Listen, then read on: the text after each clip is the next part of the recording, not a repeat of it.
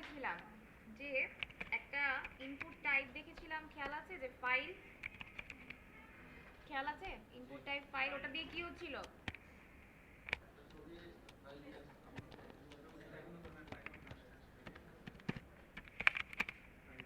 যে কোনো ধরনের ফাইল আমরা ওখানে কি আপলোড করতে পারছিলাম, তাই না?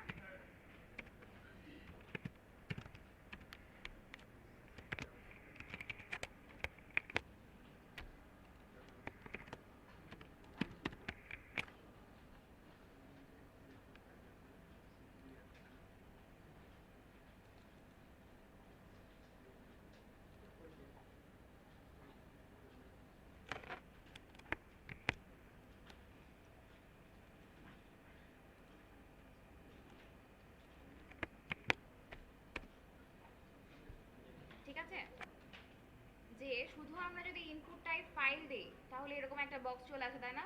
Browse box. তারপরে হচ্ছে এটা তো বাটনের জন্য। আমি যদি এখান থেকে চুজ ফাইল দেই, ধরেন আমার এখানে একটা পিকচার আছে, আমার কাছে একটাই পিকচার আছে।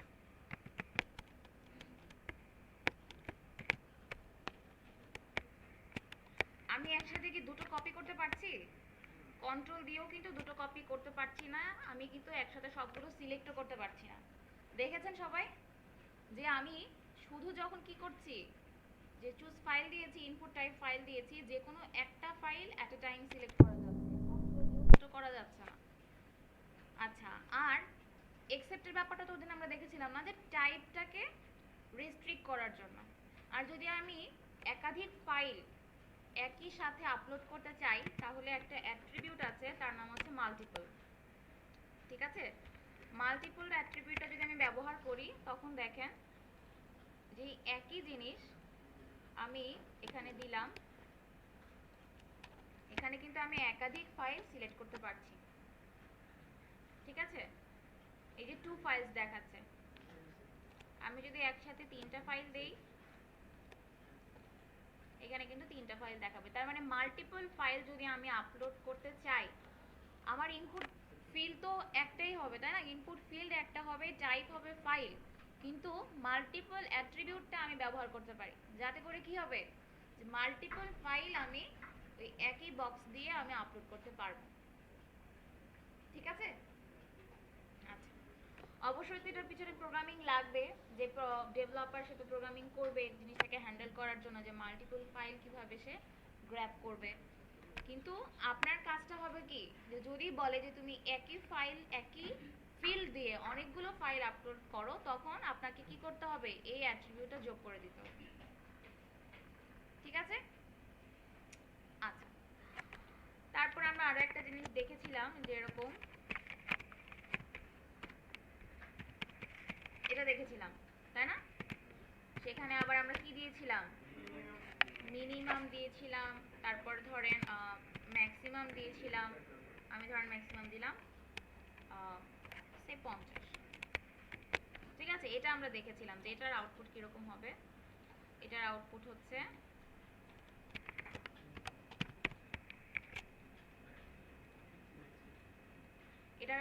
কি, এখানে একটা কি ঘর চলে আসছিল, তাই না? একটা ঘর চলে আসছিল যেখানে কি মিনিমাম এখানে 5 দেখাচ্ছে, আর আমি যদি এখানে 50 দিয়ে দিই ওটাই ম্যাক্সিমাম, তাই তো? এটা আমরা দেখেছিলাম। এখন যদি কখনো এরকম কোনো ফিল্ড থাকে আপনার, যেখানে ধরেন আপনার এরকম নাম্বারগুলো আছে, যে গুণিতক নাম্বার আমরা বলি না, 3 6 9 এভাবে, বা 5 10 15 এভাবে যদি থাকে, তখন আপনি একটা কাজ করতে পারেন, স্টেপ নামে একটা অ্যাট্রিবিউট অ্যাড করতে পারেন। ঠিক আছে, স্টেপ, ধরেন আমি এখানে স্টেপ দিলাম 5, তার মানে কি 5 করে করে স্টেপটা বাড়বে। দেখেন এখানে যখন প্রথমে আছে 5, তারপরে কিন্তু 10 চলে আসছে, 5-এর পর কিন্তু 6 আসেনি, 10-এর পর আবার 15, মানে 5 করে করে স্টেপ তার এগোচ্ছে। মানে এতক্ষণ যেটা 1 ছিল, এক এক করে বাড়ছিল না, আমরা যখন দেখেছিলাম লাস্ট বার, এক করে বাড়ছিল, এক করে কমছিল, কিন্তু এখন এক করে বাড়বে না, 5 করে বাড়বে, 5 করে কমবে। তার মানে আমার স্টেপ হয়ে গেছে। আমি যদি এখানে 10 দেই তাহলে কত হবে, 10 করে বাড়বে। ঠিক আছে, আমি যদি এখানে 10 দেই, এই যে 10 করে বাড়ছে, 15 25 35 এভাবে চলতে থাকবে। বোঝা গেছে? যে এরকম যদি কোনো ফিল্ড থাকে, যে যেখানে আপনি নাম্বার ইনপুট করবেন কিন্তু গুণিতক আকারে, তাহলে আপনাকে কি নিতে হবে, এই স্টেপ অ্যাট্রিবিউটটা অ্যাড করে দিতে হবে। আচ্ছা, এরপরে আমরা দেখেছিলাম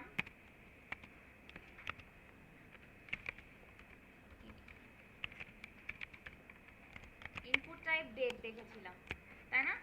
যেটা কি গুগল ক্রোমে আসছিল, একটা সুন্দর মতো একটা ক্যালেন্ডার চলে আসে, তাই না, গুগল ক্রোমে। ঠিক আছে, এখন সবাই কি সাথে সাথে এগোচ্ছেন? পিছনে, এদিকে পিছনে হচ্ছে? আচ্ছা, ডেট দিলে কি আসছে, ফুল একটা ক্যালেন্ডার আসছে, তাই না? আমি সিলেক্ট করলে কি আমার ক্যালেন্ডারটা সিলেক্ট হয়ে যাচ্ছে, তারিখ, মাস আর বছর সহ, সাল যেটা আর কি। আমি যদি হুম হ্যাঁ হ্যাঁ, না না না, ওখানে হোভার, যে আপনি যদি এখানে, এইটা হচ্ছে যদি হোভার ইফেক্ট, হোভার ইফেক্ট, এটা তো হচ্ছে ডিফল্ট, ডিফল্ট এইচটিএমএল এর যে ফিল্ডগুলো, ওগুলোর সাথে প্রত্যেকটার সাথেই নিজস্ব কিছু স্টাইল আছে, তো এই স্টাইলগুলো ফিক্স থাকবে এইচটিএমএল এর। এগুলো যদি চেঞ্জ করতে চান অবশ্যই আপনাকে ডিফারেন্ট স্টাইল ফলো করতে হবে, ঠিক আছে? আচ্ছা, ডেটের পরে আমরা এখানে কিন্তু আরো ডিফারেন্ট কিছু ফিল্ড এসেছে, আমরা সেগুলো ইউজ করতে পারি, ঠিক আছে? যেমন এখানে একটা ফিল্ড আমি দেখাই, সেটা হচ্ছে কি উইক। উইক দিলে কি হবে যে একটা বছরে যতগুলো উইক আছে সেই সিরিয়ালটা কিন্তু, ধরেন আপনি এখান থেকে মার্চ সিলেক্ট করলেন, ডিসেম্বর, দেখেন এখানে 53 মানে 53 নাম্বার উইক আপনার কিন্তু উইক হিসেবে চলে আসবে, পুরো বছরের উইক হিসেবে চলে আসবে যে আপনি উইক কত নাম্বার সিলেক্ট করতে চাচ্ছেন, ঠিক আছে? যদি সেরকম কখনো কোনো ফিল্ড দরকার হয় তাহলে কিন্তু উইক দিতে পারেন। আচ্ছা, এরপরে উইকের পরে আরো আছে কি, মান্থ আছে। মান্থ দিলে কি হয় যে ফুল মান্থটা আপনি সিলেক্ট করবেন, কোনো ডেট না। দেখেন আমি যখন এখানে হোভার করছি পুরো অগস্ট মাসটাই কিন্তু সিলেক্টেড অবস্থায় চলে এসেছে, আমি কিন্তু তারিখ সিলেক্ট করতে পারছি না, ঠিক আছে? তার মানে কি, ফুল ডিজাইনটাই ডিপেন্ড করছে কার উপর, যে আপনার প্রয়োজনের উপর, ক্লায়েন্টের রিকোয়ারমেন্টের উপর, যে ক্লায়েন্ট কি চাচ্ছে, এটা মাস হিসেবে চাচ্ছে ক্যালেন্ডার, না উইক হিসেবে চাচ্ছে, না এক্স্যাক্ট নর্মাল যেভাবে ক্যালেন্ডার থাকে ডেট ক্যালেন্ডার ওইভাবে চাচ্ছে, এটা আপনাকে বুঝে নিতে হবে, ঠিক আছে? আচ্ছা, এরপরে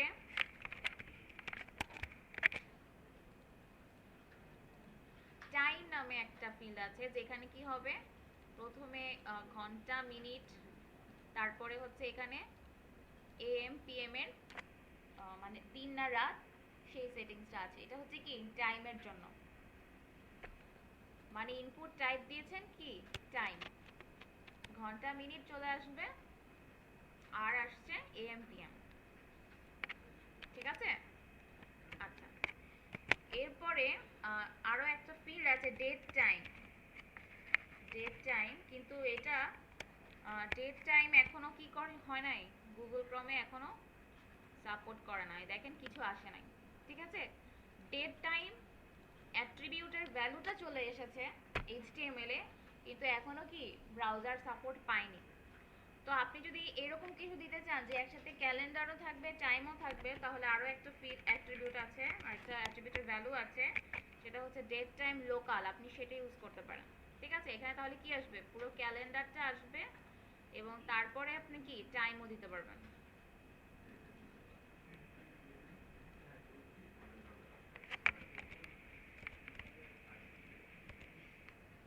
ঠিক আছে?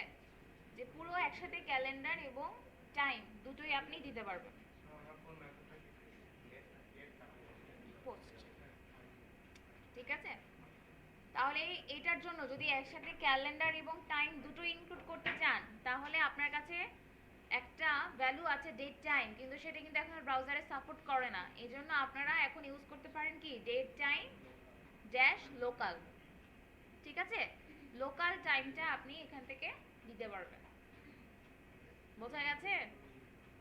যে ডিফারেন্ট সবই কিন্তু একই, ফিল্ডের নাম সবগুলো কি, ট্যাগের নাম সবই ইনপুট, তাই না?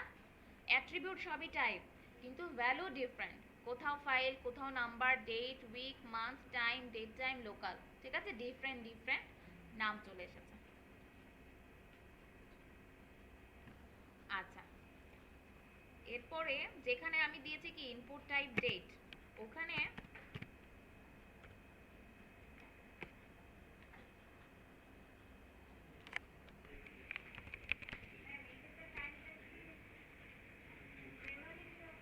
হ্যাঁ ম্যানুয়ালি দিতে হবে বলতে,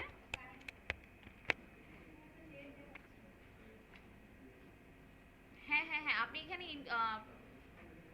আপনি যখন এখানে প্রেস করবেন তখনই চলে আসবে, যেখানে প্রেস করলেই চলে আসবে। এখন এখানে আপনি বাড়ালে বাড়বে, এই যে কিবোর্ড থেকে আপনি যদি বাড়ান, আপ বাটনে যান তাহলে বাড়বে, লো বাটনে গেলে কমবে, তারপরে এখানে দিলেও কমবে। এগুলো সবই কি চেঞ্জেবল, তো মানে কিবোর্ড থেকেই চেঞ্জেবল, আমরা তো জানি এগুলো, তাই না? জানি তো, জানি না। ও আচ্ছা, আপনি বলতে চাচ্ছেন যে আমার ক্যালেন্ডারে যেমন একটা চলে আসছে, ঘড়ির তো কিছু আসে নাই, ঘড়ির কিছু আসার নাই। ঠিক আছে, ঘড়ি আসবে না, আপনাকে কি করতে হবে, টাইম দিয়ে দিতে হবে। আপনি ওখানে বাড়াতে পারবেন, কমাতে পারবেন, কোনো ক্লক আসবে না। ওখান থেকে তো জিরো থেকে শুরু করতে হবে, কিন্তু উনি মনে করছে যে এখানে যেমন একটা ক্যালেন্ডার চলে আসছে, ওইখানে কি কোনো ঘড়ি আসবে কিনা, কোনো ঘড়ি ডিসপ্লে হবে না, ঠিক আছে, ওইটা আপনাকে দিয়ে দিতে হবে, ঘড়ি আসবে না কোনো। আচ্ছা, আম, একেবারে প্রথমে দেখেন একটা কাজ করেছি, সেটা হচ্ছে মিনিমাম একটা রেঞ্জ দিয়ে দিয়েছি।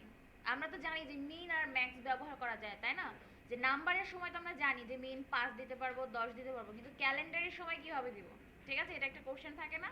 ক্যালেন্ডারের সময় এখানে অ্যাকসেপ্টেবল যেই ফরম্যাটটা সেটা হচ্ছে ওয়াই ওয়াই ওয়াই ওয়াই, তারপরে হচ্ছে এম এম, তারপরে হচ্ছে ডিডি, তার মানে কি সাল, মাস, দিন, ঠিক আছে? দেখেন আমি যখন এটা রিফ্রেশ দিচ্ছি, এটা রিফ্রেশ দেওয়ার পরে এই যে 2015 সালে তো এখন আমরা আছি, এখান থেকে যে স্ক্রল আছে এটা উপরে যান, দেখেন 2012 উপরে কিন্তু আর নাই, ঠিক আছে, 2012 উপরে আর নাই।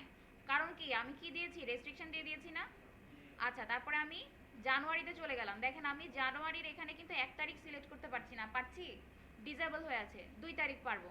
কারণ কি, আমি এখানে বলে দিয়েছি যে তোমার মিনিমাম হচ্ছে কি জানুয়ারির 2 তারিখ, এজন্য কি 1 তারিখ কি হয়ে আছে, ডিসেবল হয়ে আছে, 1 তারিখ ডিসেবল হয়ে আছে। ঠিক আছে, এই একইভাবে আপনি কি ম্যাক্সও দিতে পারেন। আপনি যদি মনে করেন যে আমি মিনিমাম দিলাম, ম্যাক্স দিয়ে দিলাম, ম্যাক্স দিয়ে দিলাম যে 2015, আচ্ছা কত তারিখ, এটা কি 7 না, 7/2, এখানেও 2 দিয়ে দিলাম, ঠিক আছে। তারপরে কি হলো, এটা যখন আমি দিয়ে দিব তখন কি আমার এখান থেকে 2015 কিন্তু লাস্ট চলে আসে, তাই না? এগুলো দেখেন সব কি অ্যাশ কালারে চলে আসছে, ডিসেবল হয়ে গেছে। আমি যখন জুলাইতে যাচ্ছি, দেখেন এগুলো সব কি ডিসেবল হয়ে আছে, আপনি কিছুই সিলেক্ট করতে পারছেন না। বোঝা গেছে যে আপনি ক্যালেন্ডারেও কিন্তু আপনার মিনিমাম ম্যাক্সিমাম রেস্ট্রিকশন কিন্তু দিতে পারবেন, শুধু যে নাম্বার ফিল্ডেই দিতে পারবেন তা না। বোঝা গেছে?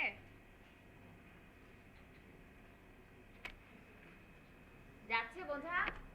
ইজি জিনিস কিন্তু, তাই না? কঠিন কিন্তু কিছু দেখাচ্ছে না।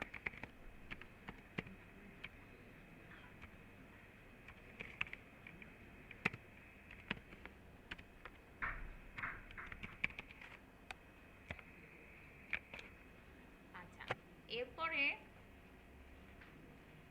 আর একটা জিনিস দিয়েছি,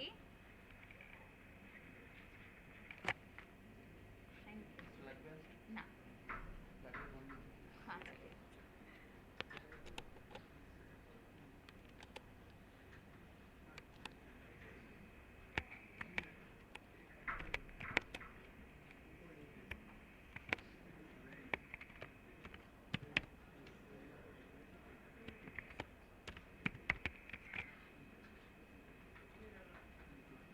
আমরা আরেকটা ফিল্ড নিলাম, তার নাম কি, টাইপ দিয়েছি রেঞ্জ। দেখেন এখানে কিন্তু একটা স্ক্রলের মতো চলে আসছে যেখানে কি সিলেক্ট করার অপশন আছে, ঠিক আছে। এটাও কিন্তু নাম্বারের মতোই ফিল, যে এখানে কিন্তু রেঞ্জ দিতে পারবেন আপনি, ঠিক আছে। রেঞ্জ এখানে কত দিচ্ছেন সেটা কিন্তু দেখা যাচ্ছে না, কিন্তু রেঞ্জের ওর একটা মাপ কিন্তু ঠিকই আছে। যেমন আপনি এখানে যদি বলেন মিনিমাম 5 আর ম্যাক্সিমাম যদি বলেন যে ম্যাক্সিমাম 10, ঠিক আছে। এখন দেখেন আপনি যখন মিনিমাম ম্যাক্সিমাম দিলেন ও কিন্তু ওর মতো করেই বসে গেছে, অটোমেটিক ওর মতো করেই বসে গেছে। এবং এখানে কিন্তু কোনো ভ্যালু কিন্তু দেখা যাচ্ছে না, দেখা যাচ্ছে কি, দেখা যাচ্ছে না। কিন্তু এই যে এক এক করে যখন আমরা বাড়াবো ও কিন্তু ওভাবে গুনে নিবে, ঠিক আছে। এবং এটা তখন আমরা দেখতে পাবো যখন আমরা এই ভ্যালুটা গেট করব অথবা পোস্ট করব, তখন দেখতে পাবো, ঠিক আছে। এখন আমি যদি এখানে ভ্যালু দিয়ে দিই, ধরেন আমি ভ্যালু দিলাম 2, আমার মিনিমাম 5 ম্যাক্সিমাম 10, তার মানে আমার স্টেপ কয়টা, 5টা স্টেপ না ভিতরে। এখন আমি আমার ভ্যালু দিয়ে দিলাম 2, এখানে চলে আসছে, তাই না। ভ্যালু কি 5 আর 10 এর মধ্যে কি কোনো 2 আছে, 2 তো নাই, তার মানে কি এটা একেবারে প্রথমেই দেখাচ্ছে। এখন আমি যদি একটা ঠিক ভ্যালু দেই, ধরেন আমি বললাম 7, তাহলে এটা কোন জায়গায় দেখাবে, একেবারে 5, এইখানে হচ্ছে 5, তারপর 6, তারপর 7, 8, 9, 10, এটা কিন্তু একটা একটা স্টেপ, ঠিক আছে। এখন আমি যদি মিনিমাম দেই, আমি মিনিমাম দিলাম 1, তাহলে স্টেপ কটা হয়ে গেল, 10টা হয়ে গেল না। দেখেন তখন কিন্তু 7 আবার এদিকে চলে আসছে। এখন দেখেন কিন্তু এখন একটা একটা করে স্টেপ আগাচ্ছে, মানে বোঝা যাচ্ছে যে রেঞ্জ আপনি যেভাবে সেট করে দিবেন সেভাবেই সেট হবে, জাস্ট লুকটা ডিফারেন্ট, ঠিক আছে। লুকটা ডিফারেন্ট হচ্ছে এখানে, বোঝা গেছে এই পর্যন্ত। এটা হচ্ছে কি, যখন আপনি এটা শুধুমাত্র কি কি জন্য ব্যবহার করা হয়, যখন আপনার ডিসপ্লেতে আপনি চাচ্ছেন যে এরকম একটা ফিল্ড আসবে, যখন আপনি এখান থেকে রেঞ্জ সিলেক্ট করতে পারবেন, ঠিক আছে। ধরেন আপনি সেটা এইজের রেঞ্জ হতে পারে, যে এইজের রেঞ্জ হয়ে দিল, ধরেন আমরা যেরকম কি নাম্বার দিলাম না এইজ দিয়ে, আপনি এইজ নাম্বার না দিয়ে রেঞ্জ দিয়ে দিলেন 18 থেকে 20। না না, ওখানে তো লেখা থাকবে, ধরেন আপনি, হ্যাঁ হ্যাঁ নিচে ধরেন লিখে দিলেন, নিচে লিখে দিলেন যে তোমার এখানে রেঞ্জের লিমিট হচ্ছে 18 থেকে 20, তারপর সে তো ওখান থেকেই মার্কিং করবে, যে সে তো সিলেক্ট হয়ে যাবে, তখন কোনো মিটার নাই, কিন্তু এটা এখানে থেকে সিলেক্ট করতে হবে। কিসের 7, আচ্ছা ভ্যালু 7 এর কাজ কি, আমি মিন একটা ফিক্সড করে দিয়েছি, ম্যাক্স একটা ফিক্সড করে দিয়েছি, তার মানে কি তুমি 1 থেকে শুরু হও, তুমি 10 পর্যন্ত যাও, ঠিক আছে। ভ্যালু 7 মানে সে 7 নাম্বার অপশনে 1 থেকে 10 এর মাঝখানে 7 নাম্বার যতটুকু হবে সেখানে গিয়ে অটোমেটিক সেট হয়ে যাবে। মানে আমি পেজ রিফ্রেশ করার পর কোথাও না কোথাও তো সে পজিশনটা দেখাবে, কোথায় দেখাবে, এই জন্য আমি 7 দিয়েছি। ধরেন আপনি যদি 7 না দিয়ে 2 দেন, তাহলে এটা কোথায় দিবে, প্রথম দিকে দেখাবে, তাই না, প্রথম দিকে দেখাবে, 2 নাম্বার স্টেপে দেখাচ্ছে। আপনি যদি এখানে 2 না দিয়ে 10 দেন, তাহলে কি একেবারে লাস্টের স্টেপে দেখাবে, মানে যখন আপনি পেজটা রিফ্রেশ করলেন। আর আপনি তো এমনি স্ক্রল তো করে এটাকে সেট করতে পারছেন, কিন্তু রিফ্রেশ করলে যে প্রথম যে লুকটা সেইটা কি দিবেন সেটা আপনি ভ্যালু দিয়ে সেট করতে পারবেন, ঠিক আছে। আচ্ছা, এরপরে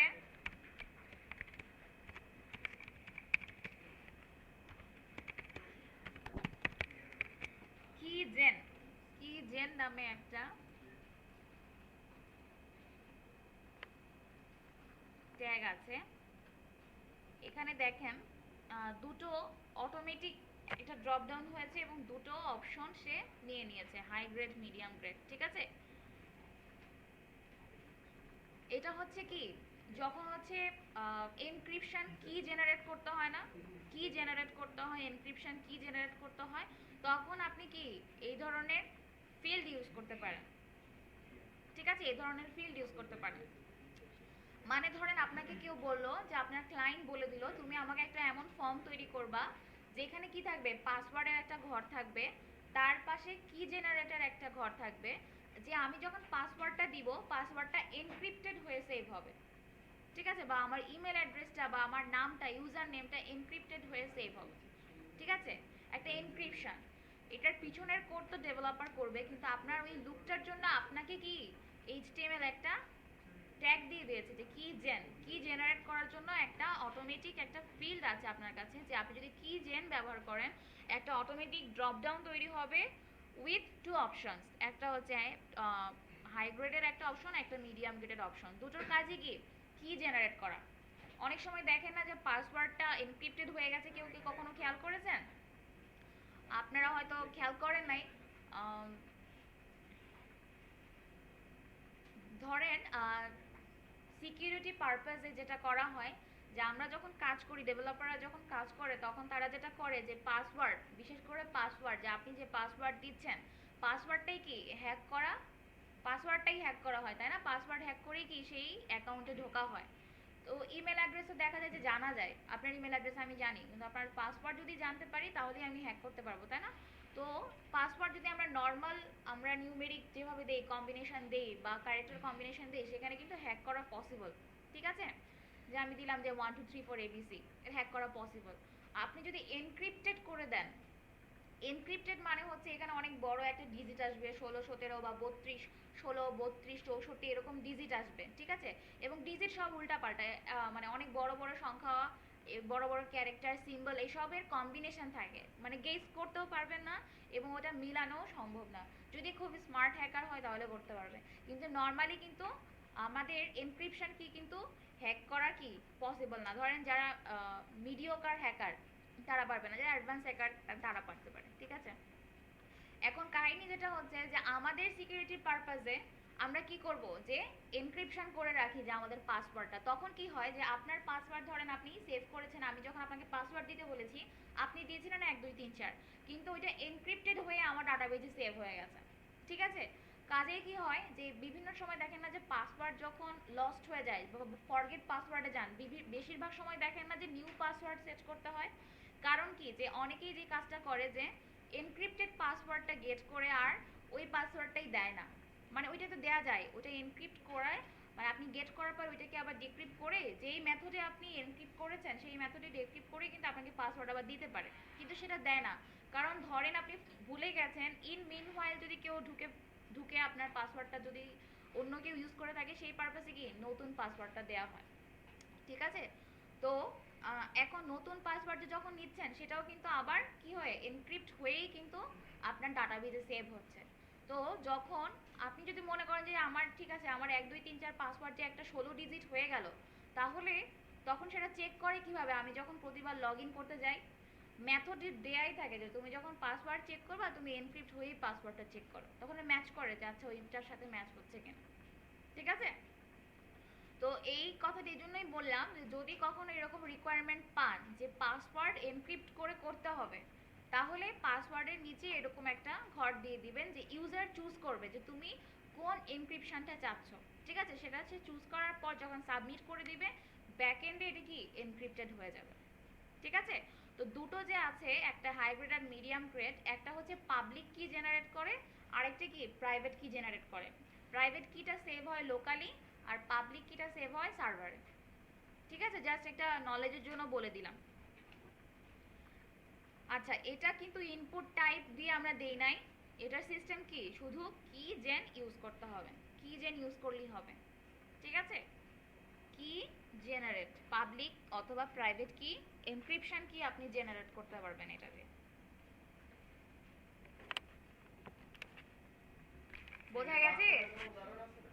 হ্যাঁ,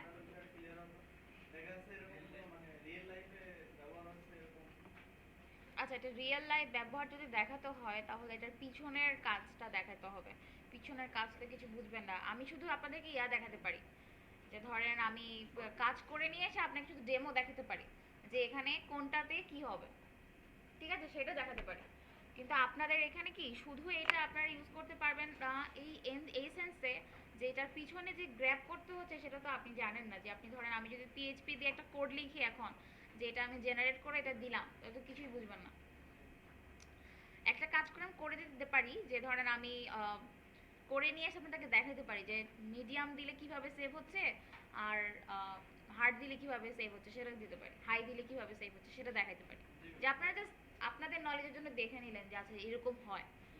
বাট আপনারা তো শুধু মানে ফ্রন্ট এন্ডটাই কাজ করবেন, কিন্তু ব্যাক এন্ডে যদি ইন্টারেস্ট ফিল করছেন, আচ্ছা আমি দেখিয়ে দিব, ঠিক আছে? আচ্ছা, তো যে পর্যন্ত গিয়েছে বোঝা গেছে তো?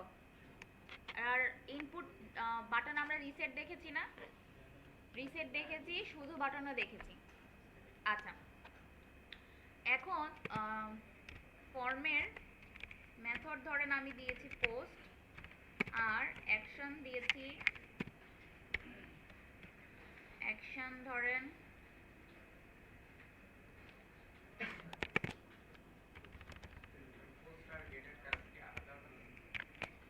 গত ক্লাসে কোথায় ছিলেন? হ্যাঁ, কোথায় ছিলেন? বক্তৃতা দিয়েছিলাম না একটা গেটের পোস্ট নিয়ে? কোথায় ছিলেন তখন? হ্যাঁ, কোথায় ছিলেন? চিন্তা করছি আমি কোথায় ছিলাম। আচ্ছা, আবার বলে দেব। একটা জিনিস খেয়াল করেন যে আমি যখন সেভ বাটনে ক্লিক করছি কোথায় চলে যাচ্ছি? আমার অ্যাকশনের যে পেজটা সেখানে চলে যাচ্ছে, তাই না? গতকালকে এটা বলেছিলাম না যে অ্যাকশনে যেই লিঙ্কটা দেয়া থাকবে ফর্ম সাবমিট করার পর সেখানেই সে চলে যাবে, তার নেক্সট স্টেপ হবে সেটা, নেক্সট অ্যাকশন হবে সেটা, ঠিক আছে? এখন একটা জিনিস খেয়াল করেন যে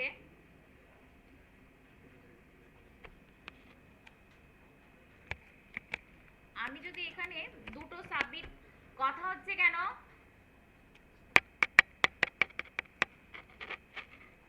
আমি যদি এখানে আরেকটা সাবমিট বাটন নেই, ঠিক আছে, ধরেন আমি এখানে দিলাম, আমি ধরেন এখানে দিলাম, সে দিলাম লগইন, ঠিক আছে, লগইন অ্যাজ ইউজার,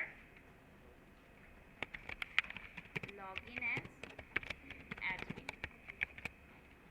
দুটোই সাবমিট বাটন, ঠিক আছে? আমি চাচ্ছি যে কেউ ধরেন এখানে ইনফরমেশন আছে, ইউজার নেম, পাসওয়ার্ড, এরকম কিছু অপশন আছে, দেওয়ার পরে সে কি করবে, এখানে একটা সাবমিট বাটন আছে, এখানে একটা সাবমিট বাটন আছে। এখন সাবমিট বাটন তো আপনি একাধিক নিতে পারবেন, কিন্তু অ্যাকশন কয়টা নিতে পারছেন? একটাই। মানে আমি যদি চাই যে কেউ যদি সাবমিট বাটন, যে লগ ইন অ্যাজ ইউজার, এই বাটনে যদি ক্লিক করে তাহলে একটা জায়গায় যাবে, আর যদি লগ ইন অ্যাজ অ্যাডমিনে ক্লিক করে তাহলে আরেকটা জায়গায় যাবে। শেষ করেন, মানে যে কথা বলছিলেন শেষ করেন। শেষ হয়ে গেছে? আমি শুরু করলে আবার শুরু হবে না তো? এই লাইনে কে জানি কথা বলে। এই যে উনার ভাগ্য ভালো যেটার জন্য দেখা যাচ্ছে। আচ্ছা ঠিক আছে, দেখেন ভালো মতো শুনে নেন। এটা কিন্তু HTML5 এর কিছু অ্যাট্রিবিউট এবং তার কিছু ভ্যালু নিয়ে আলোচনা করা হচ্ছে, এগুলো কিন্তু HTML এ ছিল না।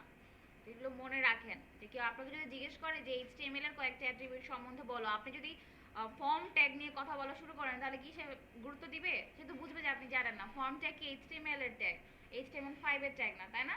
আপনার যদি HTML5 নিয়ে কেউ জিজ্ঞেস করে তাহলে আপনি কি জানেন এই ট্যাগটা নিয়ে বলতে পারেন এটা HTML5। এই যে আমি এখন যে অ্যাট্রিবিউটটার কথা বলবো সেটা HTML5 এ আসছে, ঠিক আছে? তারপরে এই যে অনেকগুলো কথা বললাম না, এই যে date time, month, date time, local, step, এগুলো কিন্তু আস্তে আস্তেই ডেভেলপ হয়েছে, এগুলো কিন্তু আগে ছিল না। সো ভালো মতো শুনেন।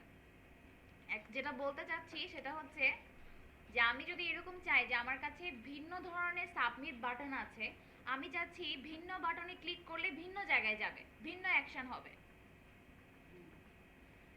ঠিক আছে? যে ধরেন আমি যদি লগ ইন অ্যাজ ইউজার করি তাহলে একটা অ্যাকশন করবে, ধরেন এক জায়গায় যাবে একটা পেজে, লগ ইন অ্যাজ অ্যাডমিন দিলে আরেকটা পেজে যাবে, আরেক ধরনের অ্যাকশন হবে।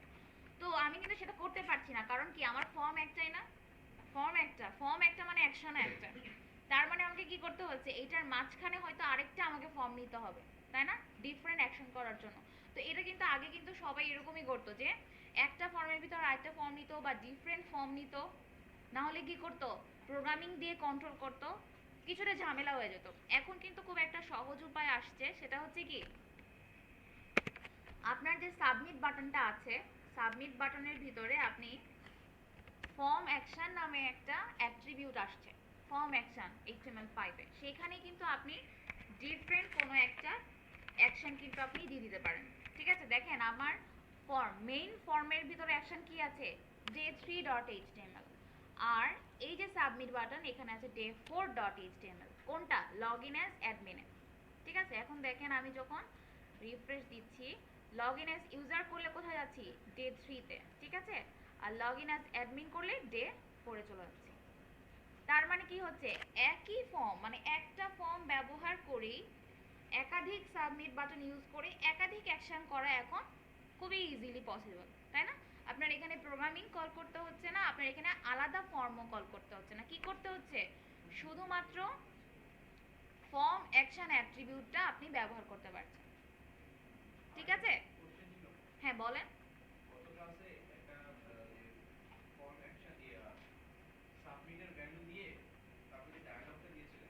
হ্যাঁ, অ্যালার্ট দিয়েছে।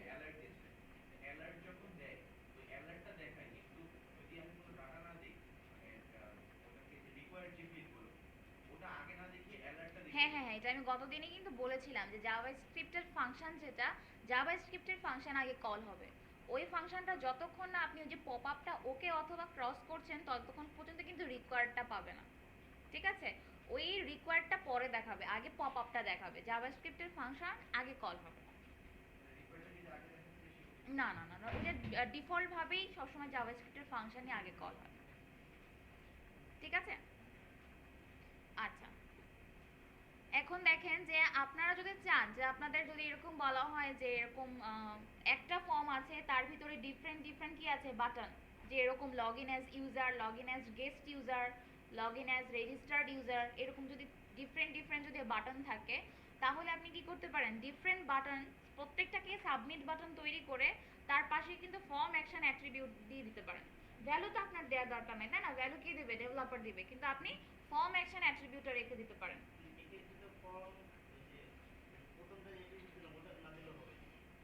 না না না, ওইটা যদি আপনি, এটা তো কি ডিফল্ট যে সাবমিট বাটনটা আছে, যে এটাতেও আমি তো ফর্ম অ্যাকশন দেই নাই, তাহলে এটা কোথায় যাচ্ছে?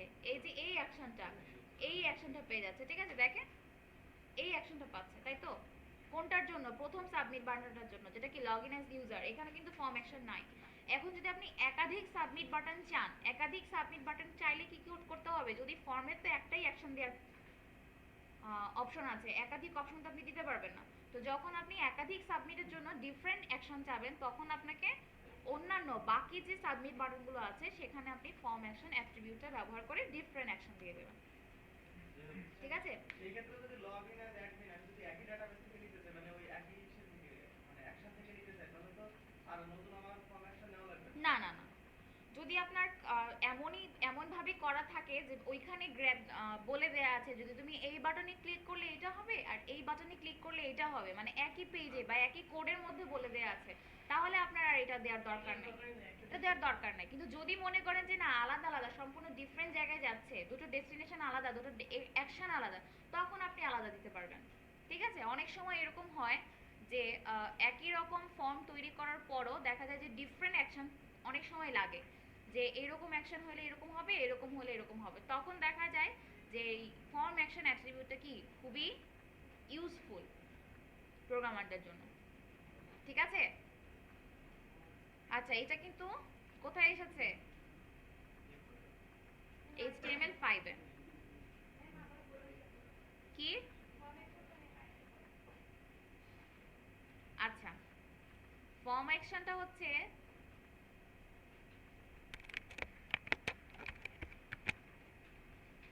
এটা একটা ফর্ম তো, তাই না? এই ফর্মের অ্যাকশন কয়টা আছে? একটা আছে, তাই না?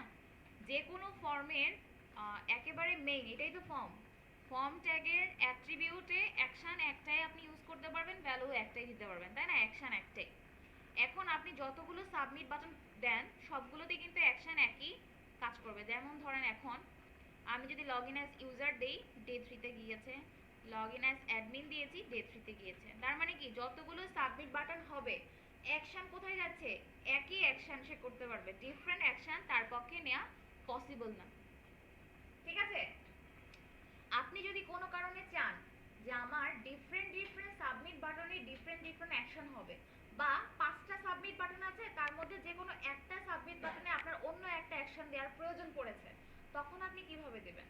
তখন এখন নর্মাল যেভাবে ছিল তখন আমরা কি করতাম, যে আরো একটা ফর্ম হয়তো ক্রিয়েট করতাম অথবা প্রোগ্রামিং দিয়ে জিনিসটাকে কন্ট্রোল করতাম। এখন আমার কাছে সহজে একটা উপায় আছে, সেটা কি HTML5 একটা নতুন অ্যাট্রিবিউট দিয়েছে, সেটা কি ফর্ম অ্যাকশন। ফর্ম অ্যাকশন যদি আপনি ইউজ করেন তাহলে তার ভ্যালুতে আপনি অন্য একটা অ্যাকশন দিয়ে দিতে পারবেন, যেটা কি ডিফল্ট ফর্মের অ্যাকশন থেকে ডিফারেন্ট হতে পারে। তার মানে কি একই সাথে দুটো অ্যাকশন একই ফর্মের ভিতরে আছে, যেই বাটনে আপনার যেই ফাংশন দরকার, যেই অ্যাকশন দরকার সেটাই সে নিয়ে নিতে পারবে। ঠিক আছে, যেমন এখানে যদি আমি ফর্ম অ্যাকশন ডে 4 দিয়ে দিলাম, তাই না? তার মানে এই যে সাবমিট বাটনটা, এখানে যদি আপনি ক্লিক করেন তাহলে কোথায় যাচ্ছে? ডে 3 তে যাবে, তাই না? কারণ এখানে কিন্তু আলাদা করে কোনো ফর্ম অ্যাকশন নাই, ডি ফর সাবমিট বাটন। আর এই যে সাবমিট বাটনটা, এখানে আমি আলাদা করে কি দিয়েছি? আরেকটা ফর্ম অ্যাকশন দিয়েছি। এই জন্য কি হচ্ছে, এই অ্যাকশনটাকে সে ওভাররাইড করছে। ঠিক আছে, এই অ্যাকশন তার কিন্তু একটা অ্যাকশন ছিল, সে যেহেতু একটা সাবমিট বাটন, সে যেহেতু একটা ফর্মের আন্ডারে, সে কিন্তু এই অ্যাকশনটা পাচ্ছে, কিন্তু সে এটাকে ওভাররাইড করে এই অ্যাকশনটাকে, তার নতুন যে অ্যাকশনটাকে দেওয়া হয়েছে সেইটাকেই সে ফলো করছে, এই অ্যাকশনটা সে ফলো করবে। বোঝা গেছে? যে জিজ্ঞেস করেছিলেন বোঝা গেছে? আচ্ছা,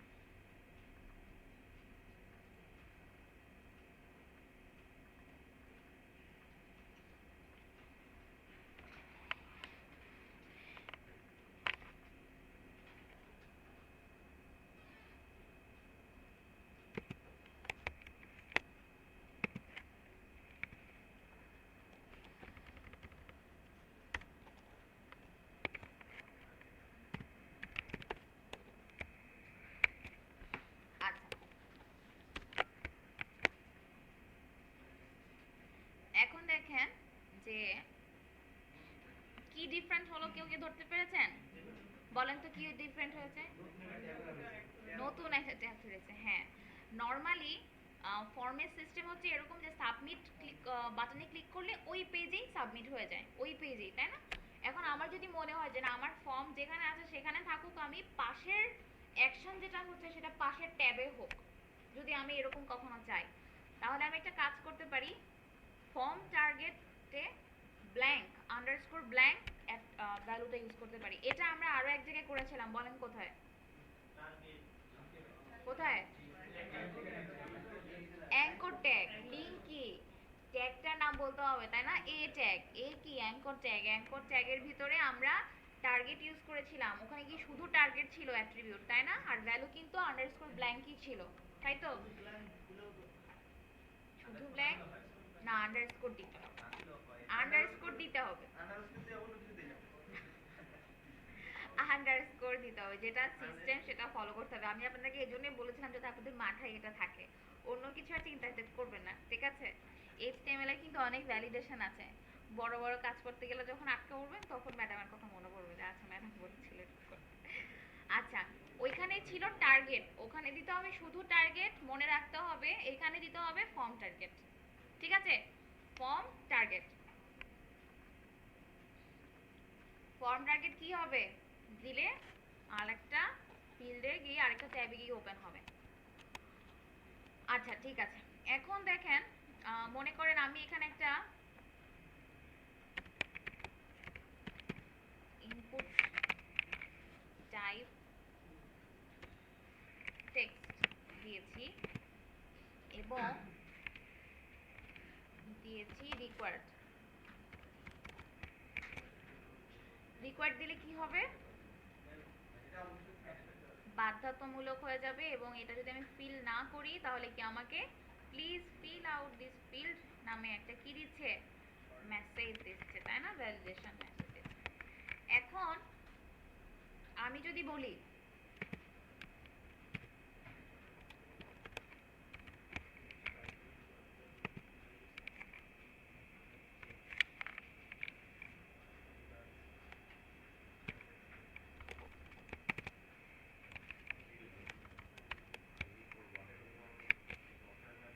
না, ওয়েব ডিজাইনিং, আপনি তিনতলায় যান, তিনতলায় ডান পাশে গিয়ে কথা বলেন।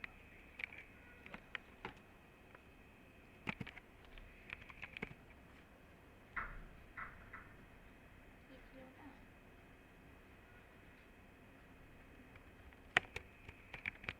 যে কোথায় গেছে?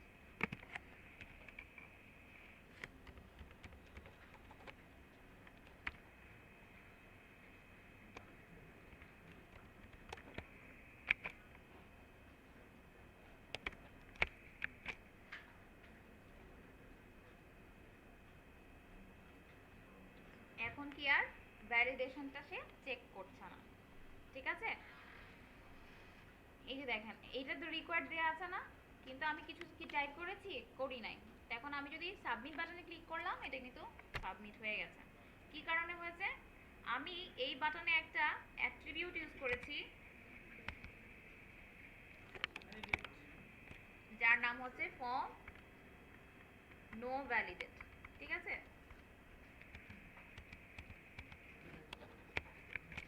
ফর্ম নো ভ্যালিডেট, ঠিক আছে? তাহলে কি হবে যে আপনি রিকোয়ার্ড দিলেও কিন্তু সে ভ্যালিডেশনটা চেক করবে না, ঠিক আছে? রিকোয়ার্ড দিলেও ভ্যালিডেশন চেক করবে না। আচ্ছা, এটা হতে পারে এরকম সেন্সে যে মনে করেন যে আপনি রিকোয়ার্ড দিয়েছেন যে এই ফিল্ডগুলো বাধ্যতামূলক দেখে দিয়েছেন, কিন্তু রিকোয়ার্ডের জন্য যে মেসেজটা আসছে না, please fill out this field, এই মেসেজটা আসছে কোত্থেকে? এইচটিএমএল থেকে মেসেজটা আসছে। আপনি মনে করলেন যে না, আমি আরও কোনো স্মার্ট মেসেজ দিব, ঠিক আছে, আমি যে কোয়েরি বা জাভাস্ক্রিপ্ট বা অ্যাজাক্স অ্যাপ্লাই করে কোনো একটা মেসেজ দিব, তাহলে কি মেসেজ ডাবল হয়ে গেল না? ওইখানে একটা মেসেজ থাকবে, এখানেও একটা মেসেজ থাকবে। এই জন্য কী করতে পারেন যে আপনি এখানে ভ্যালিডেশন কি নাল করে দিতে পারেন। তাহলে কি হবে? এইচটিএমএল এর ভ্যালিডেশনটা দেখাবে না, আপনি যখন বাড়তি ভ্যালিডেশন দিবেন শুধু সেই মেসেজটাই দেখাবে, ঠিক আছে? বুঝতে পেরেছেন? আচ্ছা,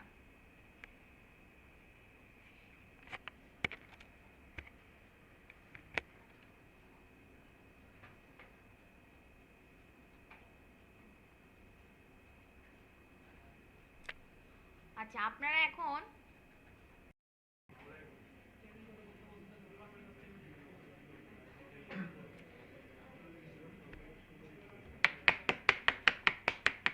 যে যতটুকু করেছেন ওই পর্যন্ত রাখেন, আমরা একটু দেখি, ঠিক আছে? আচ্ছা ঠিক আছে। না, দেখবো না, এটাই তো নিয়ম। এই আগের দুদিন মনে করেছেন যে দেখেছি, ম্যাডাম আজকেও দেখবে, ওই জন্য আজকে সিরিয়াসলি করলেন। আচ্ছা, আম, আমরা একটা জিনিস দেখি, সেটা হচ্ছে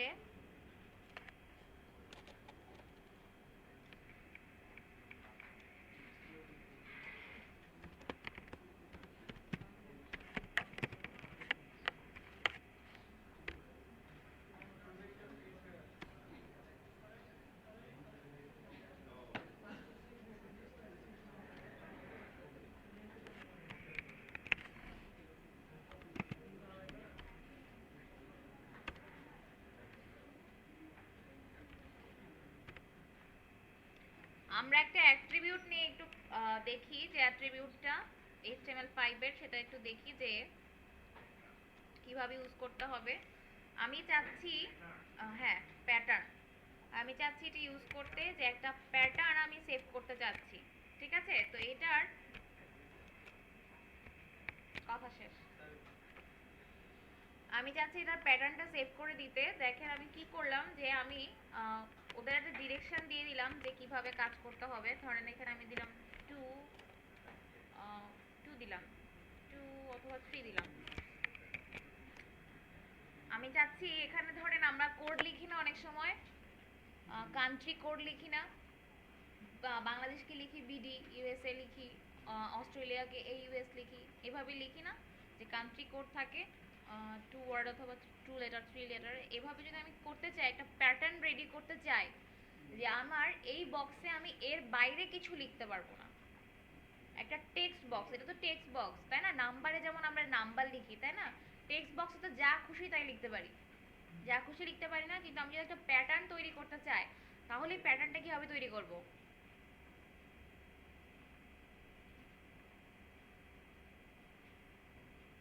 খুশি কেন এত?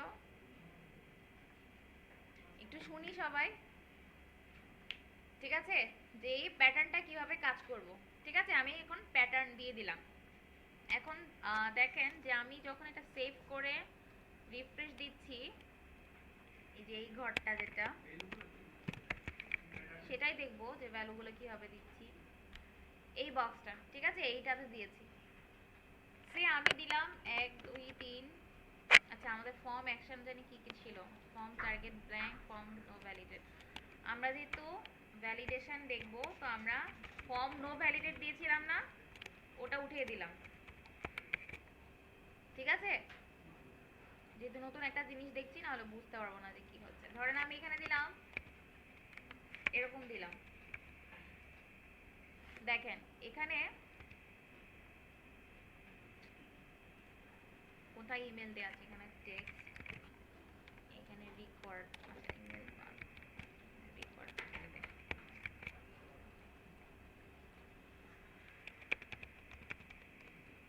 দেখেন এখানে যখন আমি 4টা লেটার দিয়েছি, সে আমাকে প্রথমে কি বলছে, please match the requested format, তাই না?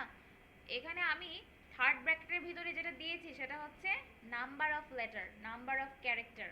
ঠিক আছে, আমি দিয়েছি 3। ধরেন আমি যদি এরকম দিতাম 5 দিতাম, তাহলে সে 5টা ক্যারেক্টার নিতে। ধরেন আমি 1 2 3 4 5 সাবমিট হয়ে গেছে না? আমি যদি 5-এর জায়গায় যদি 6 7 দেই, তাহলে কিন্তু সে আমাকে বলছে যে please match the requested format, তার মানে সে ভুল পাচ্ছে। ঠিক আছে, আচ্ছা এটা তো গেল যে আমাকে কয়টা ক্যারেক্টার। এরপরে দেখেন যে আমি দিলাম ধরেন 1 2 3 4 5, 5টা তো দেওয়া যাবে আমি জানি, তো আমি 4টা দিয়ে লাস্টেরটাকে ক্যারেক্টার না দিয়ে দিলাম 2 দিয়েছি, খেয়াল করেন। এখন সাবমিট করতে যাচ্ছি, এখন আমাকে এরর দিচ্ছে যে please match the requested format, এখনো সে পায়নি। কেন? কারণ আমি এখানে বলে দিয়েছি সে শুধু কি পাবে, স্মল লেটার আর ক্যাপিটাল লেটার পাবে, মানে অ্যালফাবেট পাবে, বাকি পাবে না। আমি যদি ধরেন স্মলটাও যদি কেটে দেই, ঠিক আছে, স্মলটাও যদি কেটে দেই এবং এখানে যদি এগুলো লিখি, তাহলে সে আমাকে কিন্তু এরর দিচ্ছে। ঠিক আছে, ধরেন আমি 1 2 3 4 5, তারপরে আমাকে এরর দিচ্ছে।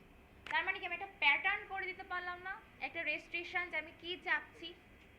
টেক্সট ফিল্ডের মধ্যেও একটা রেস্ট্রিকশন দিয়ে দিতে পারলাম যে আমি কি চাচ্ছি, যে আমি তোমাকে নাম লিখতে বলেছি, তুমি নাম লিখলো, নামের মধ্যে @সাইন, তারপরে যে এক্সক্লেমেটরি সাইন, হ্যাশ সাইন, এগুলো তো হওয়ার কথা না, তাই না?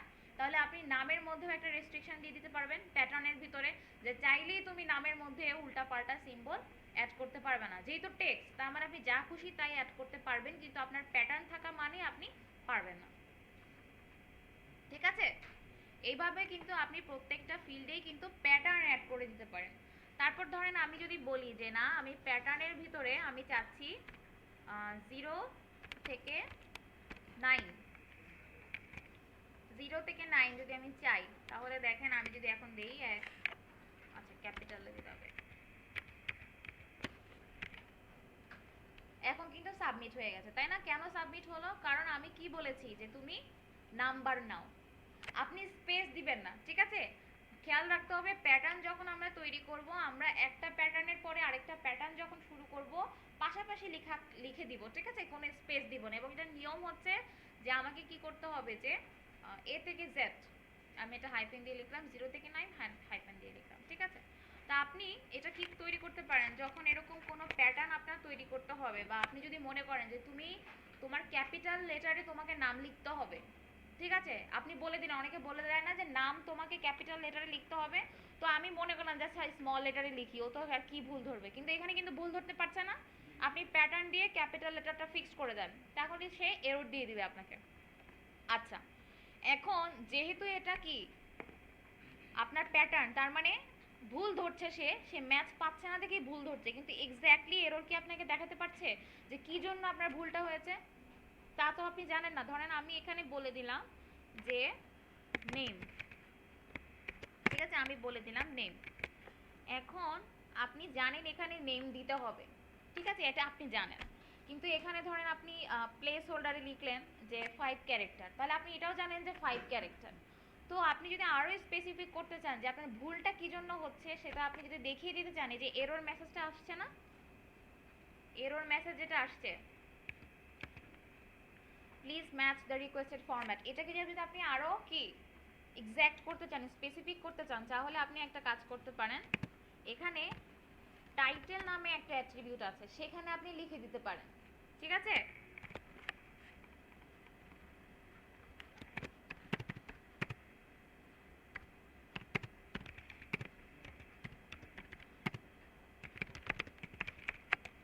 ঠিক আছে, আমি বললাম do not use small character, তাহলে কি হলো দেখেন, আপনি যখন এখানে স্মল ক্যারেক্টার দিচ্ছেন সে আমাকে বলে দিচ্ছে do not use small character, নিচে বলে দিচ্ছে না। এবং শুধুমাত্র এটা শুধু প্যাটার্নের ক্ষেত্রে সম্ভব তা না, সব জায়গায় সম্ভব। যেমন ধরেন এখনই ইমেল, উপর একটা ইমেল আছে, সেখানে যদি আমি টাইটেল দিয়ে দিই যে রাইট, ধরুন আমি বললাম ইউজ ভ্যালিড ইমেল, ঠিক আছে, তাহলে কি হবে যে যখন আমি এটার মধ্যে কিছু একটা দিব, সে তো প্রথমে এটা তো তার ডিফল্ট মেসেজ, তাই না, যে প্লিজ ইনক্লুড অ্যান্ড @ সাইন। তারপরে কিন্তু সে আমার মেসেজটাও বলে দিচ্ছে যে ইউজ ভ্যালিড ইমেল, ঠিক আছে। তার মানে আপনি ডিফল্ট HTML এর যে ভ্যালিডেশন এররটা, সেটা দেখানোর সাথে সাথে আপনার নিজের কিছুও কিন্তু ইনক্লুড করতে পারবেন, ঠিক আছে। তার মানে আমাদের কাছে কিন্তু এখন অনেক অপশন আসছে, HTML5 কিন্তু আমাদেরকে অনেকগুলো অপশন বাড়তি দিয়েছে, যে আপনি চাইলে আপনার জিনিসটাকে HTML5 দিয়েই আরও কি রিপ্রেজেন্টেবল করতে পারবেন, আরও প্রেজেন্টেবল করতে পারবেন, আরও স্পেসিফিক করতে পারবেন যে আপনি কি চাচ্ছেন, ঠিক আছে। এই দুটো কিন্তু ইম্পর্টেন্ট জিনিস ছিল, যে একটা হচ্ছে আপনি কিভাবে প্যাটার্ন ইউজ করবেন, আর একটা হচ্ছে কি যে আপনার এররের মধ্যে যদি আপনি স্পেসিফিক কোনো মেসেজ দিতে চান সেটাও কিন্তু পসিবল, কি ব্যবহার করে, টাইটেল ব্যবহার করে। আচ্ছা ঠিক আছে, এরপরে ধরেন মোটামুটি আমার যতটুকু খেয়াল আছে সবই ইম্পর্টেন্ট ফাইল দেখানো শেষ, মানে ইম্পর্টেন্ট টাইপ সবই দেখানো শেষ, শুধু এটাই মনে হয় বাকি আছে, সেটা হচ্ছে ইউআরএল, ঠিক আছে। ইউআরএল মানে হলো আপনাকে ইউআরএল দিতে হবে, ঠিক আছে না। ধরেন আমি এগুলো দিলাম, আমাকে বলছে প্লিজ এন্টার ইউআরএল, আমার ইউআরএল হয় নাই। আমি যদি এরকম দিই google.com, তারপরে আমাকে কি এরর দিচ্ছে না যে প্লিজ এন্টার ইউআরএল। আচ্ছা, এরপর যদি আমি দেখি www. দিই, তারপরে দেখেন আমাকে বলছে যে প্লিজ এন্টার ইউআরএল। তার মানে আমাকে স্পেসিফিক ভাবে ঠিকটাই দিতে হবে, https:// এখন দেখেন সাবমিট হয়ে গেছে। তার মানে কি স্পেসিফিক যতক্ষণ না ইউআরএল পাচ্ছে ততক্ষণ কিন্তু আপনাকে এরর দিবে, ঠিক আছে। তার মানে কোনো যদি এরকম ফিল থাকে না যে ওয়েবসাইট, তোমার ওয়েবসাইটের অ্যাড্রেস দাও, এরকম থাকে না যে ওয়েবের অ্যাড্রেস, ওয়েবসাইটের অ্যাড্রেস, তখন কি আপনি ইউআরএল ফিলটা ইউজ করতে পারেন, ঠিক আছে। তাহলে ইউআরএল হয়ে গেল। মানে এটা এই জন্যই বলা হচ্ছে যে আপনারা যেই ধরনের ফিল্ড চাচ্ছেন স্পেসিফিক সেই ধরনের টাইপ ইউজ করবেন, সবগুলোতে টেক্সট, গদ বাঁধা টেক্সট দিবেন না, স্পেসিফিক দিবেন, ঠিক আছে। ইভেন আপনি যদি ফোন নাম্বার ইনক্লুড করতে চান, ঠিক আছে, ফোন নাম্বার, মনে করেন যে আমি ফোন নাম্বার ইনক্লুড করব, তাহলে আপনি এই যে টেল ইউজ করতে পারেন, টেল। যদিও কি টেলের ইউজ মানে টেল আর হচ্ছে নাম্বার একই রকম, টেল আর নাম্বার কিন্তু একই রকম, ঠিক আছে। এই জন্য টেলের মধ্যে কি আবার যে +88 এই সাইনগুলো লেখা যায় না, এই জন্য কিন্তু সে অনেক কিছুই কিন্তু অ্যাকসেপ্ট করে, ঠিক আছে। কিন্তু এটা এই জন্যই বললাম যে আপনাদের জানা থাকতে হবে যে আমি কি চাচ্ছি, আমি কোন ফিল্ড চাচ্ছি, সেই ধরনের টাইপ ব্যবহার করবেন, ঠিক আছে। শুধুমাত্র যখন নাম প্রয়োজন তখন টেক্সট, ইমেলের সময় ইমেল, পাসওয়ার্ডের সময় পাসওয়ার্ড, টেলিফোনের নাম্বারের সময় টেল, ঠিক আছে। তারপরে অ্যাড্রেসের সময় টেক্সট এরিয়া দিতে হবে। তারপরে ড্রপ ডাউন তৈরি করতে চাইলে select, check box, radio button.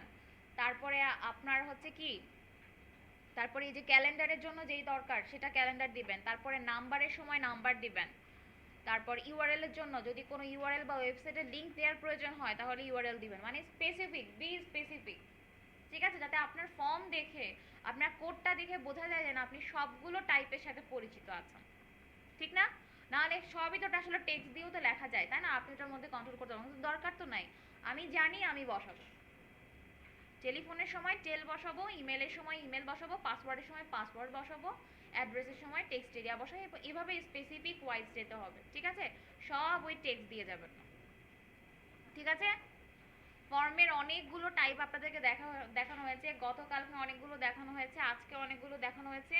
আপনাদেরকে এই জন্যই সবগুলো আমি দেখালাম যাতে আপনারা সবগুলো ব্যবহার করেন, একটাই সব জায়গায় ব্যবহার করবেন না, যেটা দরকার সেভাবেই ব্যবহার করবেন, ঠিক আছে। আচ্ছা, একটু আগে একটা ব্রেক ছিল।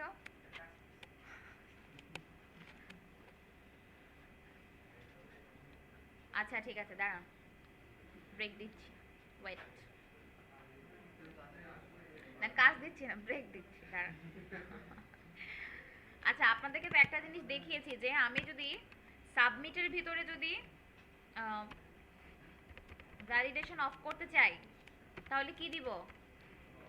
ফর্ম নো ভ্যালিডেট, ঠিক আছে? আমি চাইলে কিন্তু ফর্মের ভিতরেও দিয়ে দিতে পারি। ফর্মের ভিতরে যদি দেই তাহলে ফর্ম হবে না, সামনে নো ভ্যালিডেট হবে, ঠিক আছে? মনে রাখতে হবে যদি সাবমিট বাটনে আমি ভ্যালিডেশন অফ করতে চাই তাহলে কি লিখতে হবে? Form no validate. আর যদি ফর্মের ভিতরে ভ্যালিডেশন অফ করতে চাই, মানে টোটাল ফর্মের ভ্যালিডেশন অফ করতে চাই, তাহলে কি লিখব? নো ভ্যালিডেট, ঠিক আছে? টোটাল ফর্মে করতে চাইলে নো ভ্যালিডেট, আর স্পেসিফিক কোনো সাবমিট বাটনে করতে চাইলে ফর্ম নো ভ্যালিডেট, ঠিক আছে? এগুলো কিন্তু ছোট ছোট জিনিস কিন্তু মনে রাখতে হবে। আপনাদের এমসিকিউতে ট্রু ফলস থাকতে পারে যে কখন কোনটা করতে হবে। ফর্মের জন্য ফর্ম নো ভ্যালিডেট দিতে হবে না নো ভ্যালিডেট দিতে হবে, কি লিখবেন? নো ভ্যালিডেট দিতে হবে। সাবমিট বাটনে গিয়ে হচ্ছে আপনার কি লাগবে? হুম, আচ্ছা, এই যে আরো একটা জিনিস আমরা ইউজ করেছিলাম না, ফর্ম অ্যাকশন, এটা কিন্তু মনে রাখতে হবে যেগুলো কিন্তু আপনি ফর্ম অ্যাকশন কিন্তু সব জায়গায় ব্যবহার করতে পারবেন না, সাবমিট টাইপে ব্যবহার করতে পারবেন, ঠিক আছে? সাবমিট টাইপের বাটনে, মানে নর্মাল বাটন যদি হয় তাহলে কিন্তু আপনি ফর্ম অ্যাকশন দিবেন। নর্মাল বাটনে কোনো অ্যাকশন নাই কিন্তু, তাই না? নর্মাল বাটনে আলাদা করে অ্যাকশন দিতে হয়। আর যদি আপনি সাবমিট বাটন দেন তাহলে আপনি ডিফারেন্ট টাইপের ফর্ম অ্যাকশন দিতে পারবেন, ঠিক আছে? আচ্ছা, তো ফর্ম রিলেটেড আর আছে, আচ্ছা ফর্ম রিলেটেড আর কি আছে? দেখেন আমরা সবগুলো যে বক্সগুলো নিচ্ছি সবগুলো একই রকম কালার কম্বিনেশন আছে না? যখন আমি ক্লিক করছি তখন সেটা কি ব্যাকগ্রাউন্ডে একটা কি কালার চলে আসছে, ফোকাস হয়ে যাচ্ছে, ঠিক আছে? আমি যদি চাই যে না আমার কিছু কিছু বক্স ফোকাস হয়ে থাকুক, যেমন ধরেন আমি যদি টেলিফোন, আমি টেলিফোনের এই বক্সটাকে কোনো কারণে ফোকাস করতে চাচ্ছি, তাহলে আমি অটো ফোকাস নামে একটা অ্যাট্রিবিউট আছে, সেটা অ্যাড করে দিতে পারি, অটো ফোকাস। তাহলে কি হবে? এটা অটো ফোকাস হয়ে থাকবে, যে আমি রিফ্রেশ দেওয়ার পর অটো ফোকাস হয়ে আসছে, মানে আমাকে ক্লিক করতে হচ্ছে না, ঠিক আছে? মানে যখন আমি রিফ্রেশ করব তখন এটা কি অবস্থায় থাকবে? ফোকাস অবস্থায় থাকবে ডিফল্ট ভাবে, মানে অটো ফোকাসের যে কালারটা সেটা ডিফল্ট ভাবে সে পেয়ে যাচ্ছে, ঠিক আছে? Auto focus. আচ্ছা, ফর্মের আর লাস্ট একটা জিনিস আপনাদেরকে দেখাবো, হ্যাঁ সেটা হচ্ছে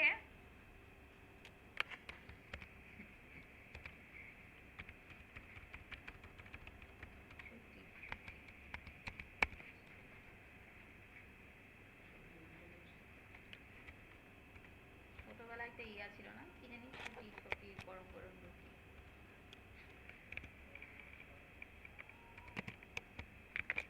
আচ্ছা, কি দেখাবো?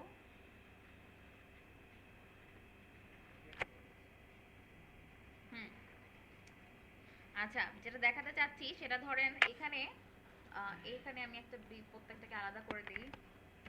এটাকে ধরেন বিআর দিলাম, এটাকে ধরেন বিআর দিলাম।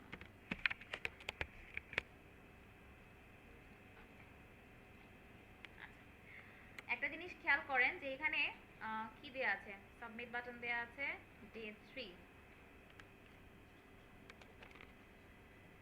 আর এখানে দেয়া আছে ডে 4, এটাতে, তাই না? ডে 4, ডে 4 চলে আসছে। আচ্ছা, আমি এই বক্সগুলোতে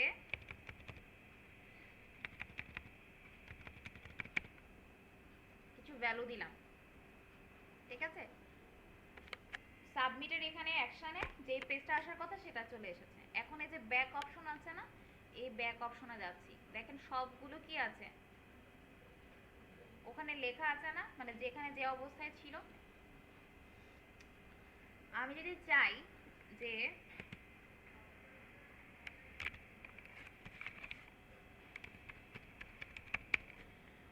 অটো কমপ্লিট, ঠিক আছে, অফ করে রাখতে, অটো কমপ্লিট অফ করে রাখতে, তাহলে দেখেন কি হবে যখন আমি এটা রিফ্রেশ করলাম, আমি কিছু লিখলাম, এটা কি ব্ল্যাঙ্ক হয়ে গেল না? ঠিক আছে, মানে আপনি ধরেন এটা কি কি পারপাসে করা হয়? সিকিউরিটি পারপাসে। ধরেন আপনি লগ আউট করেছেন, ব্যাকে গেলে আপনার ইমেল অ্যাড্রেসটা দেখা যাচ্ছে অনেক সময়, তাই না? পাসওয়ার্ড হয়তো দেখা যাচ্ছে না, কিন্তু ইমেল অ্যাড্রেসটা দেখা যাচ্ছে, সেটাও তো উচিত না, তাই না? ইমেল অ্যাড্রেসও তো আমার দেখানো উচিত না। তাহলে আমি কি করতে পারি? অটো কমপ্লিট অফ করে রাখতে পারি। আবার অনেক সময় হতে পারে যে না, আপনি দিয়েছেন কিন্তু আপনি আগে কি ইনফরমেশনগুলো দিয়েছেন আপনার জানা দরকার। সেক্ষেত্রে আপনি কি করতে পারেন, ধরেন এখানে এখানে কি জেনারেটর পরে কি আছে, ইমেল অ্যাড্রেস আছে এখানে, ঠিক আছে? তাহলে আমি এখানে এখানে যদি এরকম দেই যে টেলিফোনের এই জায়গাটাতে আমার উপরে কি আছে, অটো কমপ্লিট অফ আছে, ঠিক আছে? আমি উল্টাটো করে দেই, অটো কমপ্লিট এখানে অন করে দিলাম, ঠিক আছে? আর এই জায়গাতে আমি বলে দিলাম অটো কমপ্লিট অফ। তার মানে কি বলেন তো, যে যতগুলো ফিল্ড আছে সবগুলোতে অটো কমপ্লিট অন পাবে উইদাউট এই ফিল্ডটা। এই ফিল্ডটাতে সে কি অটো কমপ্লিট অফ পাবে। দেখেন আমরা যদি ফিল আপ করি কিছু, প্রত্যেক ঘরে কিছু কিছু ফিল আপ করেছি, ঠিক আছে? আমাদের ফর্ম সাবমিট হয়েছে, আমরা ব্যাকে আসলাম, এই ফর্মটা খালি হয়ে গেল না, এই ফিল্ডটা কেন? কারণ আমি এখানে কি দিয়েছি, অটো কমপ্লিট অফ দিয়েছি।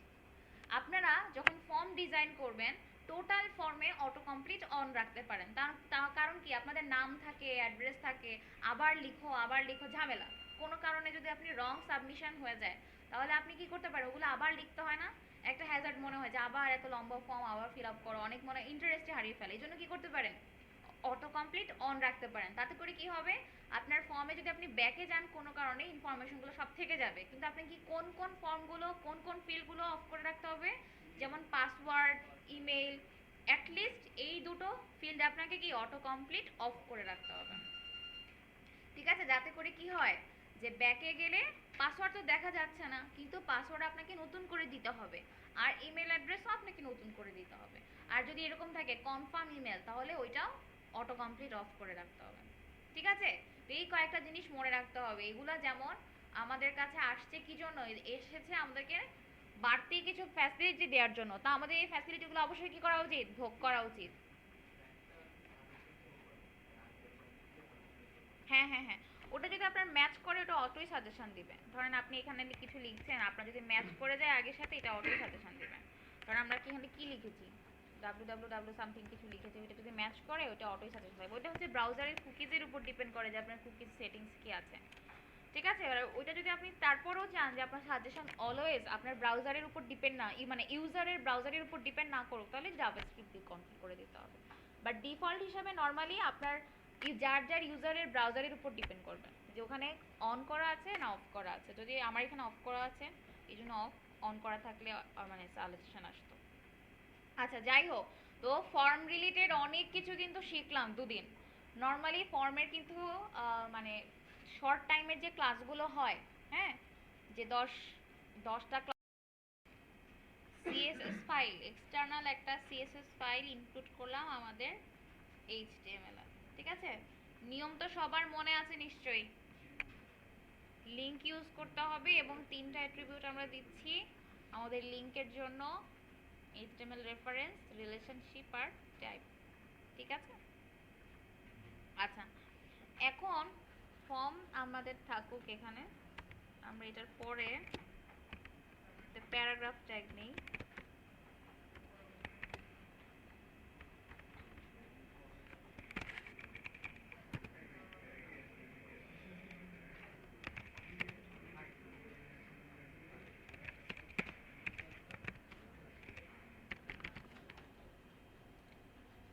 আচ্ছা আমি টেক্সট কপি করে দিই,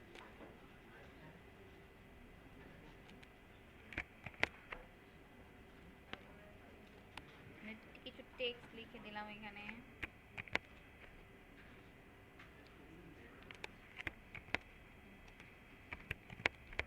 ঠিক আছে, দুটো প্যারাগ্রাফ নিলাম।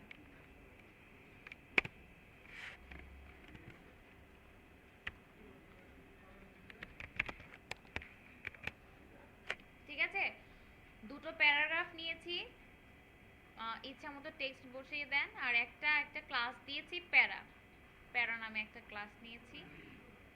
তো এখানে প্যারা ক্লাসের জন্য একটা স্টাইল লিখবো। সবাই কোথায় আছেন? HTML এর CSS ফাইলটা নেওয়া হয়েছে, নতুন CSS ফাইলটা লিংক করা হয়েছে? আচ্ছা, না, কে বলে না? কেন? তাড়াতাড়ি করতে হবে। লিংক করে দেওয়ার পরে HTML ফাইলে দুটো প্যারাগ্রাফ নেন, একটা প্যারাগ্রাফের ভিতরে একটা ক্লাস কল করেন, যে কোনো ক্লাস, ঠিক আছে?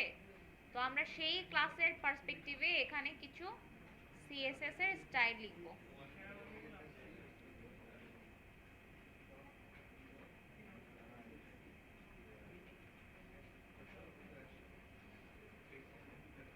হয়েছে?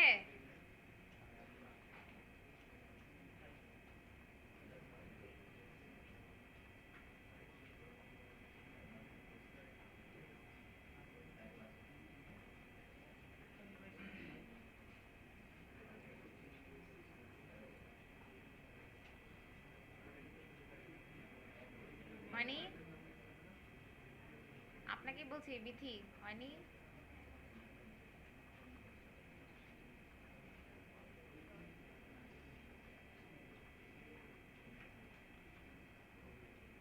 এতক্ষণ লাগছে কেন? হয়েছে? সবার হয় না কেন? একজনের হলে তো হবে না। আচ্ছা, কি পিছনে যে এরা দুজন একজন একজন করে বসেছে, ওইখানে উনি একজন একজন বসেছে, তাদের সাথে মাল্টিপল হয়ে যান, তাদের সাথে যান, ওনাদের সাথে বসে যান, দেরি করে লাভ নাই। আচ্ছা, আমরা এখানে একটা কাজ করি, সেটা হচ্ছে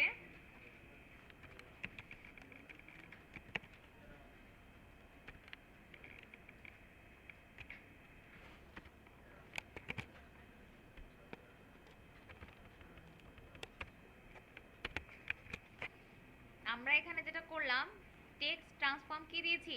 আপার কেস। দেখেন, প্রথম যে ক্লাসটা ছিল আমাদের, প্যারা নামে যে ক্লাসটা নিয়েছিলাম, এটা সবগুলো লেটার কি হয়ে গেছে? আপার কেস, মানে ক্যাপিটাল লেটার হয়ে গেছে, ঠিক আছে? তার জন্য কি দিতে হয়েছে? টেক্সট ট্রান্সফর্ম আপার কেস, ঠিক আছে? এখন আপার কেসের জায়গায় যদি আমরা দেই লোয়ার কেস, তাহলে কি হয়ে যাবে?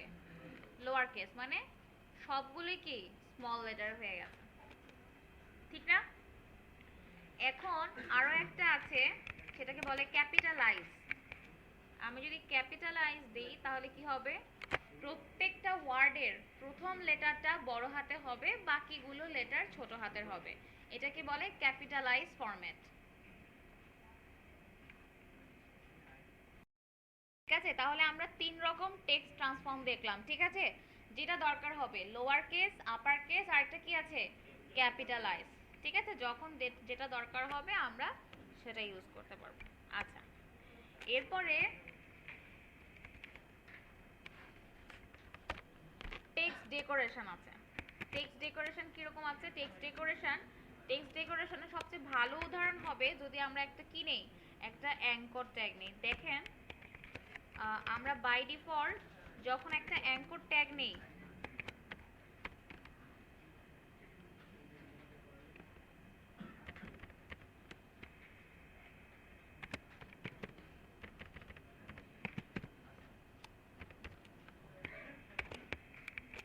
ঠিক আছে? আমি একটা লিংক নিয়েছি, এখানে দেখেন একটা লিংক নিয়েছি, এরকম একটা লিংক চলে এসেছে না, ব্লু কালারে আছে এবং নিচে একটা কি আছে? আন্ডারলাইন হয়ে আছে। এখন আমি যদি এ ট্যাগের জন্য একটা স্টাইল লিখি, যে টেক্সট ডেকোরেশন নান, তাহলে কি হবে? এই আন্ডারলাইনটা চলে যাবে, টেক্সট ডেকোরেশনটা চলে যাবে, ঠিক আছে? টেক্সট ডেকোরেশনটা চলে যাবে। আচ্ছা, এটা হচ্ছে কি নান দেখলাম।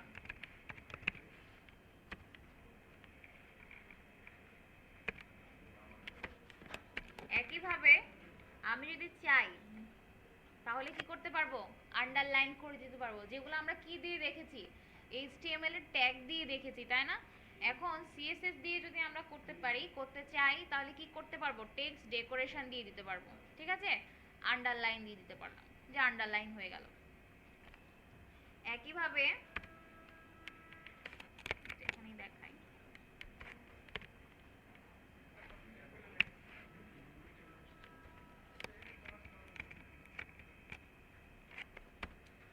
একইভাবে আমরা অ্যালাইন তো দেখেছিলাম না, অ্যালাইন আগে দেখেছিলাম না,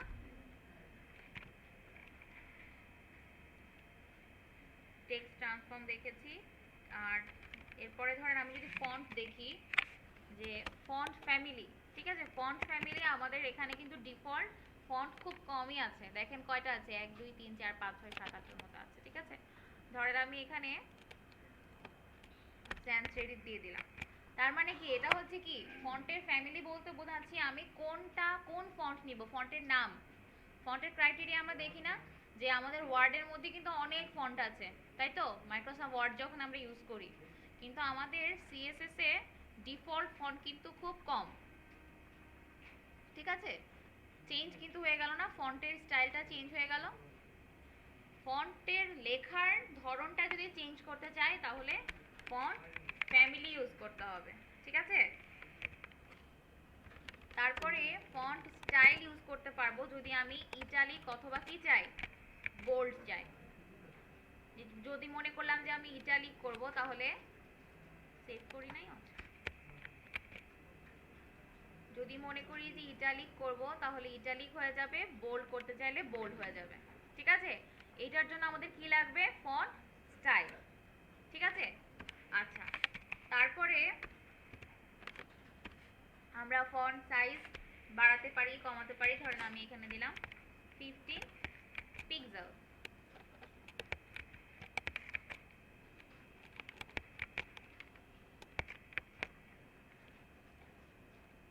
ঠিক আছে। ফন্টের সাইজটা কিন্তু কমে গেছে। এখন আমি যদি আরো বেশি দেই, ধরেন 20 পিক্সেল, তাহলে এটা বড় হয়ে গেছে, ঠিক আছে। আচ্ছা, ফন্টের ডিফল্ট সাইজ থাকে হচ্ছে 16 পিক্সেল, ঠিক আছে, 16 পিক্সেল সাইজ থাকে। আমরা একটা কাজ করি, দেখেন আমি অন্য একটা স্টাইল দিলাম, অন্য একটা ফন্ট দিলাম এক্সটেনশন, সেটা হচ্ছে কি ইএম, ঠিক আছে। আমরা 1 পিক্সেল এককে করেছি না, এখন আরেকটা একক দেখেন, সেটা কি আরেকটা ইউনিট, সেটা হচ্ছে কি ইএম, ঠিক আছে।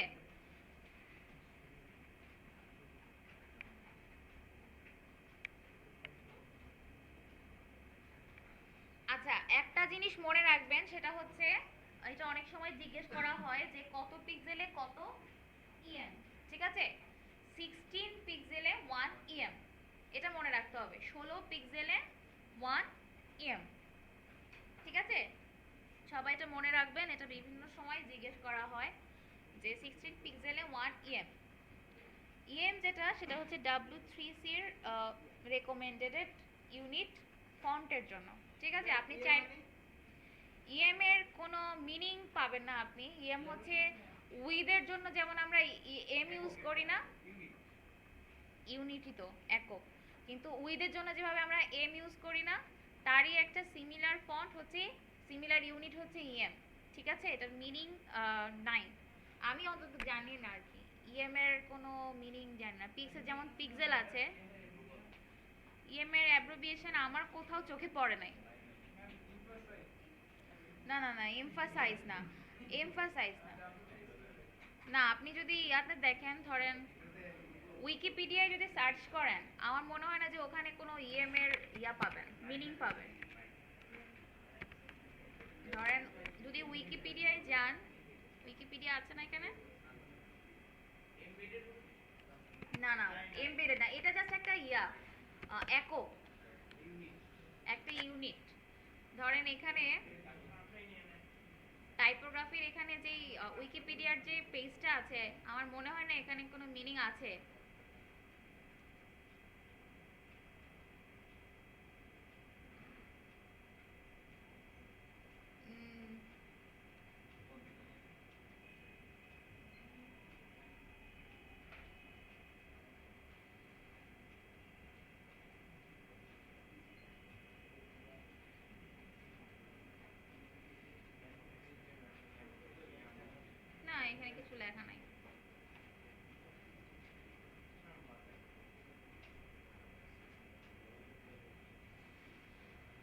উইকিপিডিয়া যদি না জানাতে পারে আর কে জানাবে বলো? আচ্ছা, ইএম হচ্ছে কি বললাম, W3C এর রেকমেন্ডেড ইউনিট ফন্টের জন্য।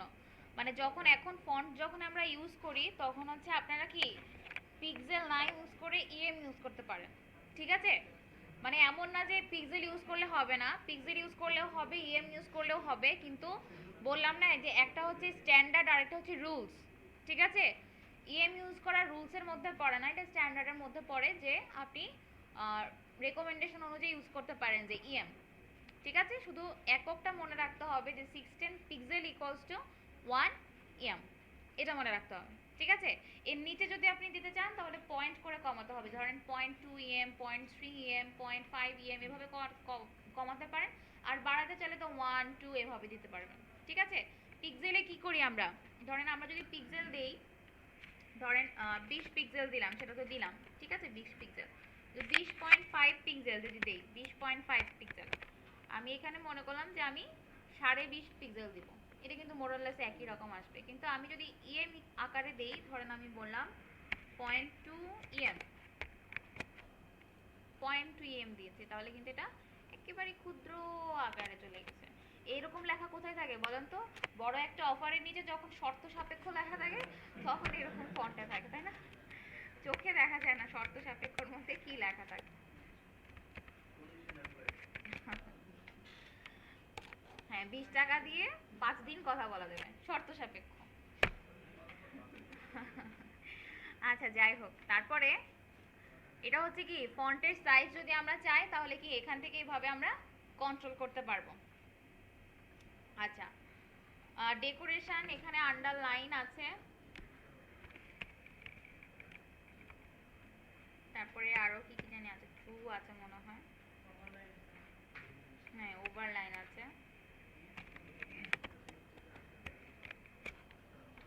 আন্ডারলাইন ওভারলাইন, আন্ডারলাইন ছাড়া আসলে মোরালেস খুব একটা কাজ এরকম হয় না, উপরের দাগটা আমরা কখনো এরকম দিই না।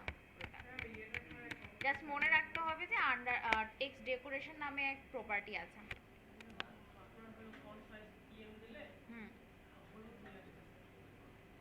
কেন হলুদ হয়ে আসবে কেন? ঠিক মতো লিখে স্পেস দিয়েছিলেন, স্পেস হবে না, ঠিক আছে? স্পেস হবে না। আচ্ছা, ঠিক আছে।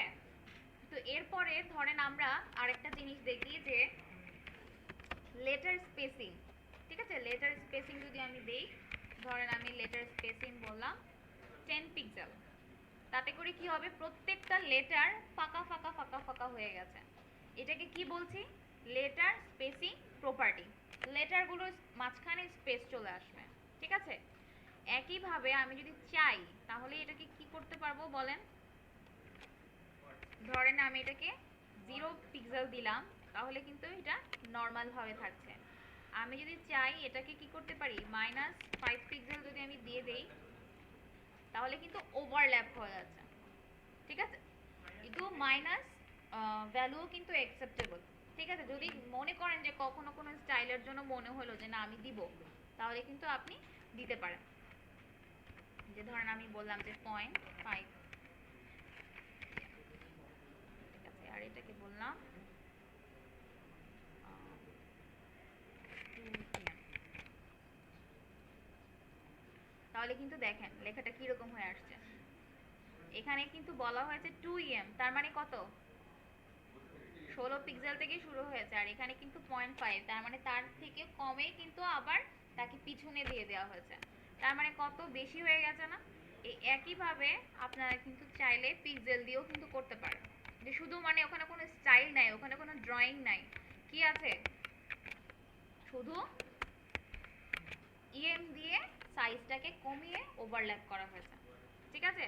আচ্ছা, আবার আমরা কি করতে পারি, ওয়ার্ড স্পেসিং করতে পারি। ধরেন লেটার স্পেসিং তো আমরা দেখলামই, এটাকে কমেন্ট করে রাখি। ওয়ার্ড স্পেসিংও করতে পারি, ধরেন আমি দিলাম ওয়ার্ড স্পেসিংও দিলাম 20 পিক্সেল, তাহলে কি হবে, লেটারগুলো ঠিক থাকবে, ওয়ার্ডগুলো ফাঁকা ফাঁকা হয়ে যাবে, ঠিক আছে? লেটারগুলো ঠিক থাকবে, ওয়ার্ডগুলো ফাঁকা ফাঁকা হয়ে যাবে, সেটা হচ্ছে কি ওয়ার্ড স্পেসিং দিতে হবে। আচ্ছা, তারপরে আমরা হোয়াইট স্পেস দিতে পারি, নো র্যাপ। তাতে করে কি হবে, কোনো র্যাপ হবে না, কোনো র্যাপিং হবে না। একটা প্যারাগ্রাফ 3 লাইনের প্যারাগ্রাফ ছিল না, এখন দেখেন এটাকে আমাকে স্ক্রল করে দেখতে হচ্ছে। ঠিক আছে, কারণ আমরা কি দিয়েছি, নো র্যাপ, মানে কোনো র্যাপিং করি নাই। আমি যদি র্যাপিং উঠিয়ে দিতে চাই তাহলে আমাকে কি করতে হবে, হোয়াইট স্পেস নামে প্রপার্টিটা নিতে হবে এবং ভ্যালু দিতে হবে কি, নো র্যাপ। ঠিক আছে,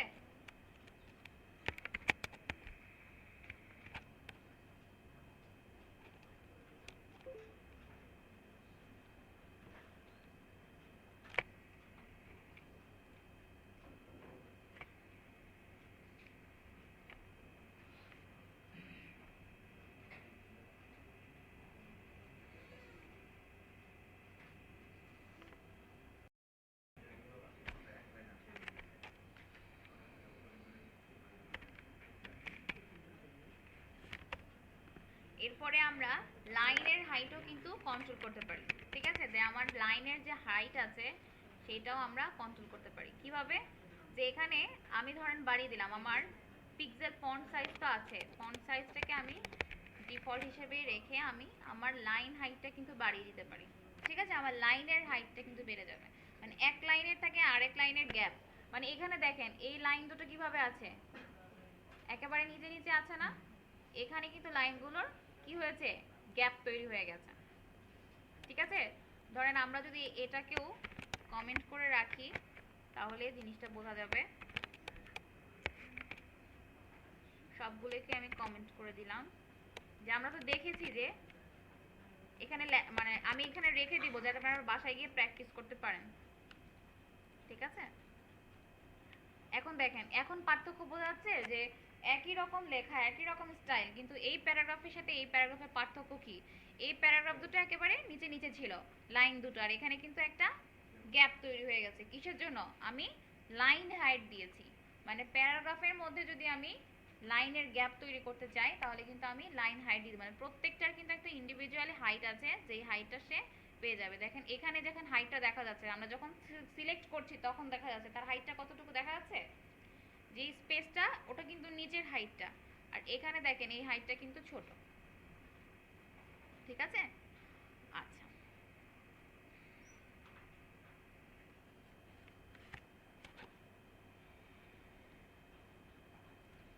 আমরা আমরা তো ডিভ দেখি নাই, তাই না, ডিভ দেখি নাই, ডিভ দেখতে হবে।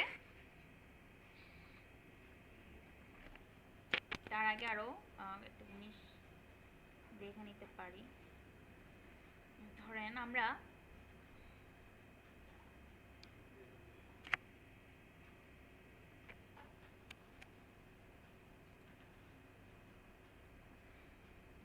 ব্যাকগ্রাউন্ডের কি কি দেখেছি, ব্যাকগ্রাউন্ড,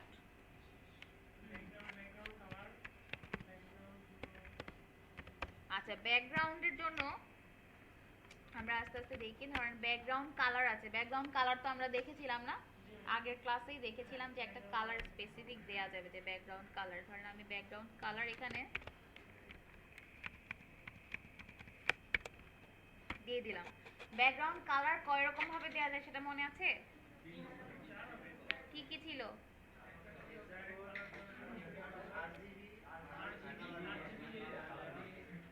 হ্যাঁ হ্যাঁ, তো এই যে আরজিবি এ যেটা, ওইটা কিন্তু আরজিবি আর আরজিবি এ কিন্তু মোটামুটি বলতে গেলে একই বলে, ওইটাকে কিন্তু আর আলাদা ডিফার করে না। তো তিন রকম, যে হেক্সা, আরজিবি আর কালার নেম। ঠিক আছে, তিন ভাবে।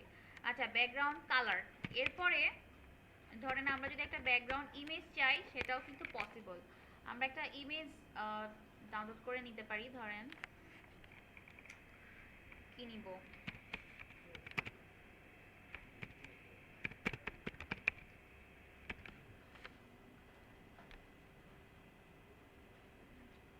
আপনারা একটা ইমেজ ডাউনলোড করে নেন।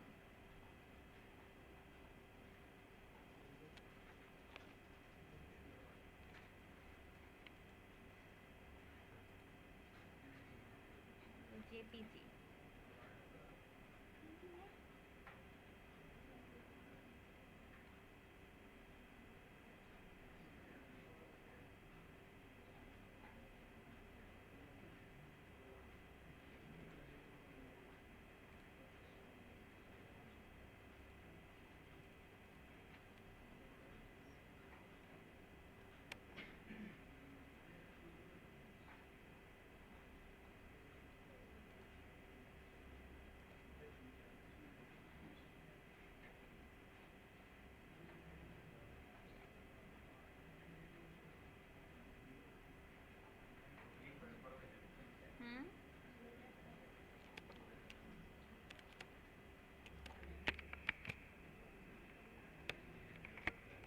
ইমেজ নিয়ে আসলাম, ঠিক আছে?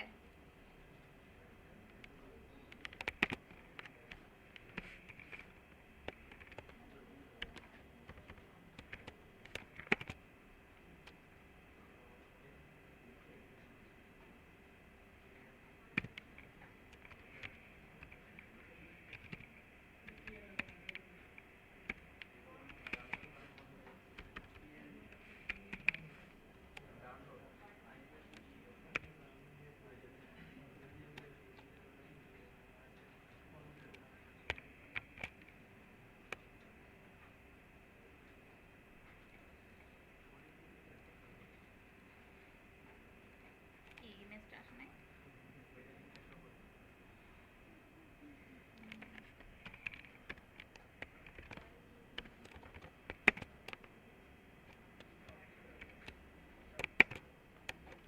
এরপর ইমেজটা পাচ্ছি না মনে হয়।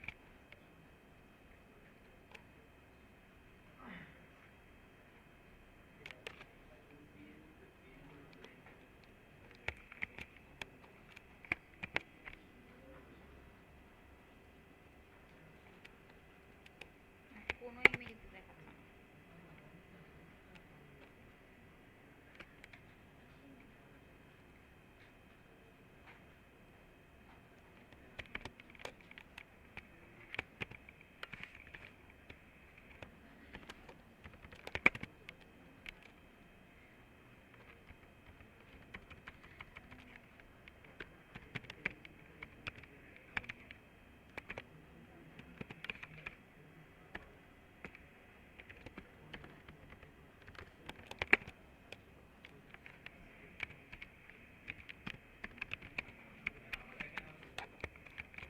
আমার ইমেজটা পাচ্ছে না, মাইন্ড করলো কেন? কি বলবো, দুঃখের দিন শেষ। আচ্ছা, তারপরে কি হলো? আমাদের ইমেজ চলে আসছে না? পাখিতে পাখিতে পাখি রান্না হয়ে গেছে। আচ্ছা, যাই হোক, একটু ভালো ইমেজ পাওয়া গেছে, সুন্দর। আচ্ছা,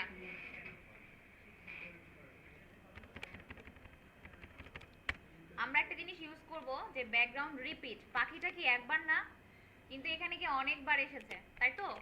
তো আমরা চাইলে কিন্তু এটার রিপিটেশনকে কন্ট্রোল করতে পারি। আমি যদি রিপিট এক্স দেই, তাহলে কি হবে? এটা শুধু এক্স অক্ষ বরাবর রিপিট হবে। আমরা তো এক্স অক্ষ ওয়াই অক্ষ কোনটা জানি, জানি না? এক্স কোনটা, হরিজন্টাল না ভার্টিক্যাল? এক্স হচ্ছে এক্স এরকম, এক্স হচ্ছে এরকম হরিজন্টাল, তাই না? আর ওয়াই হচ্ছে কি ভার্টিক্যাল, ঠিক আছে? তো আমরা এক্স অক্ষ বরাবর যদি রিপিট করতে চাই, তাহলে আমরা কি দিয়ে দিলাম? Repeat x. দেখতে পেয়েছি সবাই?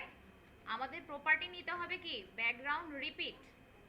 ব্যাকগ্রাউন্ড রিপিট নিতে হবে প্রপার্টি, আর ভ্যালু হিসেবে দিব repeat x, repeat hyphen x, ঠিক আছে?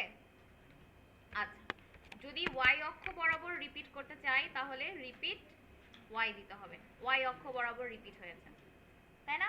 এবং ততক্ষণ রিপিট হবে যতক্ষণ আমার উইন্ডো আছে, এর নিচে কিন্তু আর আসছে না। এমন না যে 10-12 বার রিপিট হবে বা আনলিমিটেড রিপিট হবে। আপনার উইন্ডোর সাইজ অনুযায়ী সে রিপিট হবে, যতটুকু সে রিপিট হওয়ার মতো জায়গা পাবে। এরপরে যদি আমি বলি যে না, আমি কি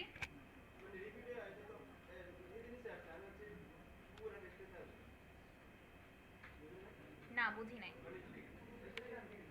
এক ইমেজের পুরো পেজ হবে, সেটা এটা তো ছোট, এটা তো ছোট ইমেজ, এটা অটোমেটিকই সাইজ পাচ্ছে না বলেই তো রিপিট হয়ে গেছে। যখন সাইজ পেয়ে যাবে তখন সে শুধু একটা ইমেজ বসবে। যখন ছোট ইমেজ হবে, আপনি যদি রিপিট না দেন, তারপরেও সে একটাই বসবে।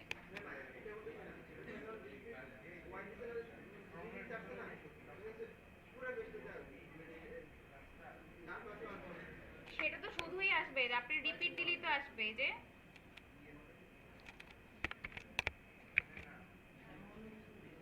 পুরো পেজে এসেছে না? এটা যখন এসেছিল তখন কোথায় ছিলেন? মনোযোগ কোথায় থাকে? বুঝি না তো আমি, মনোযোগ কোথায় থাকে? যা দেখায় তাই দেখতে চান, যখন দেখায় তখন কোথায় থাকে? হ্যাঁ, কাহিনী ঝিরঝির।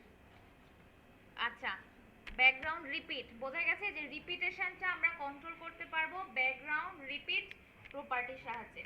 ঠিক আছে, এরপরে ব্যাকগ্রাউন্ড পজিশন নামে আরেকটা প্রপার্টি আছে। দেখেন আমি যদি এটাকে যদি কন্ট্রোল করি, ধরেন আমি একসাথে দিলাম টপ রাইট, তাহলে এটা কি ডান পাশে টপে চলে এসেছে। ঠিক আছে, আমি যদি আবার দেই বটম রাইট, তাহলে কি হবে, সে বটমে চলে এসেছে। কন্টেন্টের বটম অনুযায়ী আসবে কিন্তু। ঠিক আছে, মানে আমার বডি কি এখন এই পর্যন্ত আছে না, এর নিচে তো আর কিছু নাই। ধরেন আরো যদি নিচে থাকতো লেখা, ধরেন এই প্যারাগ্রাফ যদি আরো অনেকবার থাকতো, সে এরকম আছে, ঠিক আছে, তাহলে কি হবে, এটা আরো নিচে চলে আসবে। মানে বডির হাইট অনুযায়ী, বডির উইথ অনুযায়ী কিন্তু এটা কন্ট্রোল হচ্ছে। ঠিক আছে, আচ্ছা। আর এই যে পজিশনের ব্যাপারটা, যে পজিশনটা আসলে কিভাবে বসছে, পজিশন আপনি যদি এখানে দেন সেন্টার, তাহলে এটা একেবারে মাঝামাঝি অবস্থায় আছে। ঠিক আছে, এবং আপনি যদি দেন টপ, শুধু টপ, শুধু যদি টপ দেন তাহলে কিন্তু এটা মাঝামাঝি অবস্থায় থাকবে। এখন যদি বলেন যে ম্যাডাম আমি তো টপ দিলাম, এটা মাঝামাঝি আসছে কেন, এটার কারণ এইটা যে মনে রাখবেন যে ব্যাকগ্রাউন্ড পজিশনে যখন আমরা ভ্যালু হিসেবে শুধু একটা পয়েন্ট দিব, ধরেন দিলাম টপ, বটম, রাইট, লেফট, যে কোনো একটা পজিশন দিব, তখন তার পরেরটা অটোমেটিকলি সে সেন্টার নিয়ে নেবে। ঠিক আছে, আমি যদি টপ বটম দেই তাহলে অটোমেটিকলি তার পরেরটা কি নিয়ে নেবে, সেন্টার নিয়ে নেবে।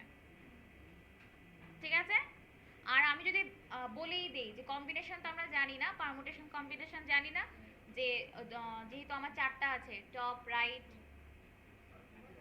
বটম লেফট, কম্বিনেশনগুলো তো জানি যে কোনটার সাথে কি কি হবে, সবগুলো কম্বিনেশন করে আলাদা আলাদা আমি দিতেও পারি। ঠিক আছে, এরপরেও আবার ধরেন আমি এভাবে দিতে পারি, ধরেন এদিকে বললাম 10 পিক্সেল, এদিকে বললাম 20 পিক্সেল, এক্সট্রা বারবার এখানে পড়ে যাচ্ছে। ঠিক আছে, তাতে করে কি হলো, এইখানে চলে আসছে। এবং এই যে ভ্যালুটা দিলাম এটা আসলে কি, প্রথমটা বোঝায় হরিজন্টাল ভ্যালু, পরেরটা হচ্ছে ভার্টিক্যাল ভ্যালু। ঠিক আছে, যে হরিজন্টাল থেকে এতটুকু আসছে, ধরেন আমি এখানে যদি দিই 100 পিক্সেল এবং ভার্টিক্যাল যদি দেই 200 পিক্সেল, তাহলে এই কম্বিনেশন অনুযায়ী কিন্তু সে চেঞ্জ হয়ে যাচ্ছে। এদিকে 100 পিক্সেল, এদিকে 200 পিক্সেল, মানে হরিজন্টালি এদিক থেকে 100 আসছে, আর ভার্টিক্যাল কি 200, তার মানে এদিকে নিচে চলে এসেছে। ঠিক আছে, মানে চাইলে আমরা কি করতে পারবো, এই যে টপ বটম রাইট লেফট এভাবেও দিতে পারবো, আবার কি পিক্সেল হিসেবেও দিতে পারবো, আবার পার্সেন্টেজ হিসেবেও দিতে পারি, পজিশন হিসেবেও। ব্যাকগ্রাউন্ড রিপিটটা এখানে দেখাচ্ছে না, কি দেখাচ্ছে না? ব্যাকগ্রাউন্ড রিপিট, হ্যাঁ, এটা দেখাচ্ছে না, ট্যাগ না তো, এটা তো প্রপার্টি একটা। প্রপার্টি আসছে না সিএসএস, আপনি লিখে লিখে ফেলেন তাহলে। লিখে পেলেও কাজ করছে না, এরর দেখাচ্ছে। কেন, স্পেলিং ঠিক আছে? কিছু তো ভুল থাকবেই। আচ্ছা, ঠিক আছে, এভাবে আমরা কি দিতে পারি, ব্যাকগ্রাউন্ড পজিশন দিতে পারি। আচ্ছা, আরেকটা জিনিস আমরা দেখি যে আমাদের এখানে তো এখনো জায়গা বাকি আছে না নিচে, আমরা কিছু প্যারাগ্রাফ এটার মধ্যে আরো দিয়ে দেই, নর্মাল যে প্যারাগ্রাফটা আছে।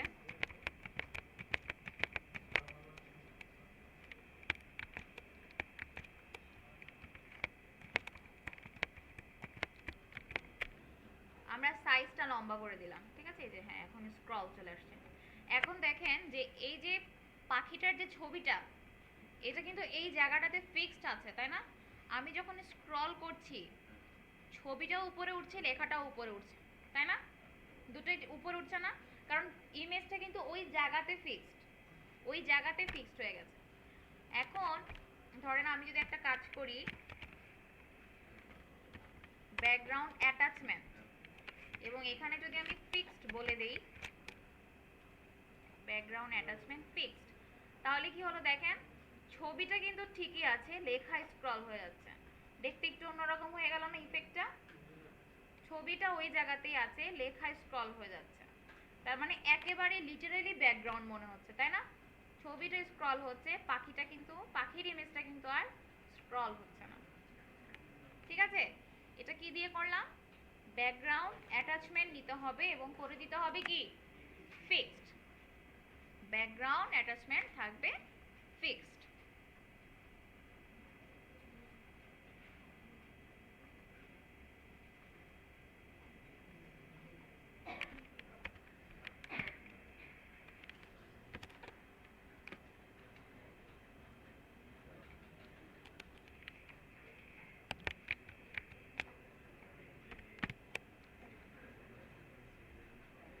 আচ্ছা, এখন একটা জিনিস দেখেন, যে এখানে কি দেয়া আছে যে ব্যাকগ্রাউন্ড, যদি আমি শুধু ব্যাকগ্রাউন্ড ইউজ করি তাহলে আমি কিন্তু এগুলো সব একসাথে ইউজ করতে পারবো। অনেকগুলো প্রপার্টি নিয়েছি না, আলাদা আলাদা প্রপার্টি নিতে হবে না। তখন আমি সিরিয়ালটা কি হবে, ফার্স্টে কালার, তারপর ইমেজ, তারপর রিপিট, তারপর অ্যাটাচমেন্ট, তারপর পজিশন। এটাকে বলে শর্ট হ্যান্ডে লেখা। ঠিক আছে, যে আমি যদি শর্ট হ্যান্ডে লিখতে চাই, মানে আমি যা যা লিখলাম, এখানে কয়টা জিনিস লিখেছি, 1 2 3 4 5টা জিনিস লিখেছি না, এই 5টা জিনিস এক লাইনের ভিতরে লিখবো। তাহলে কি করতে হবে, প্রথমে আমাকে কালার নিতে হবে, তারপরে স্পেস দিব, কোনো সেমিকোলন না। ঠিক আছে, ইমেজ নিতে হবে, যে আমি ইমেজটা নিলাম,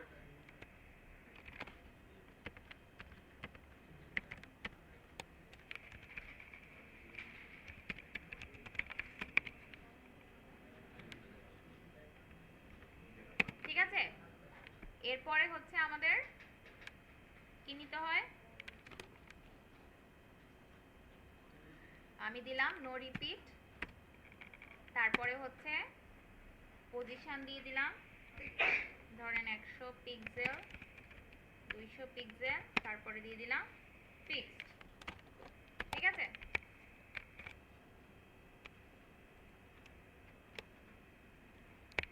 আরেকবার একটু চেক করে নিই যে আমাদের সিরিয়ালটা ঠিক আছে কিনা। কালার, ইমেজ, রিপিট, অ্যাটাচমেন্ট, তারপরে পজিশন। অ্যাটাচমেন্ট আগে, পজিশন পরে। অ্যাটাচমেন্টটা আগে হবে, পজিশনটা পরে হবে। ঠিক আছে, আমরা সিরিয়াল মেনটেন করে দিব।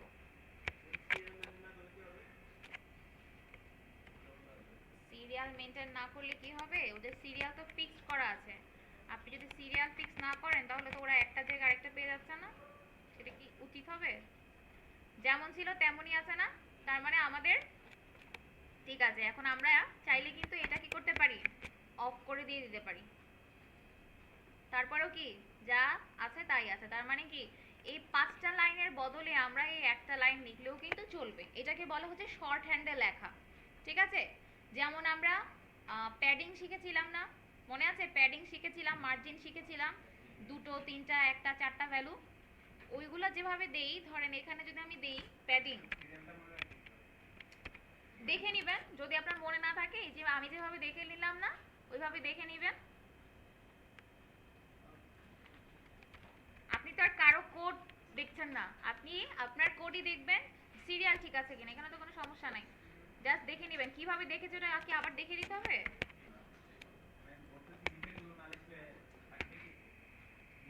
নিচের গুলো না লিখলে আসবে, আমি কমেন্ট করে রেখেছি না, তাহলে আসলো কিভাবে?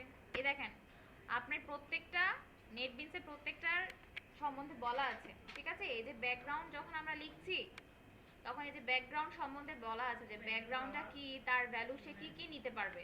দেখেন প্রথমে কি দেয়া আছে, ব্যাকগ্রাউন্ড কালার, তারপরে দেয়া আছে কি ব্যাকগ্রাউন্ড ইমেজ, তারপরে ব্যাকগ্রাউন্ড রিপিট, তারপর ব্যাকগ্রাউন্ড অ্যাটাচমেন্ট, তারপর ব্যাকগ্রাউন্ড পজিশন। ঠিক আছে, এখানে বলে দেয়া আছে এই সিরিয়াল, আপনারা এই সিরিয়ালে লিখবেন। হুম, আচ্ছা এটা বলে দিচ্ছি। আর আরেকটা যে জিনিস জিজ্ঞেস করলেন যে নিচের গুলো লিখলে কাজ করবে কিনা, নিচের গুলো তো আছে কিন্তু কমেন্ট অবস্থায় আছে না। কমেন্ট মানে কি, এটা কি কোডে কোনো ইফেক্ট ফেলে? ফেলে না তো, তার মানে আমার রান হচ্ছে কোনটা, এই লাইনে কিন্তু রান হচ্ছে, তাই না? নিচের এগুলো কিন্তু রান হচ্ছে না। কমেন্ট কোড তো কখনোই রান হয় না, এটা কিন্তু প্রথম ক্লাসেই বলেছিলাম। আচ্ছা, প্যাডিং, প্যাডিং ধরেন আমরা এভাবে কি 10 পিক্সেল লিখি না, তাহলে কি সবগুলো একসাথে হয়ে গেল। আমরা কিন্তু আলাদা আলাদা করে লিখতে পারি, এই যে দেখেন এখানে অপশন আছে padding bottom, padding left, padding right, padding top, মানে আলাদা আলাদা করে আমরা লিখতে পারি। আবার শর্ট হ্যান্ডে এক লাইনেও লিখতে পারি।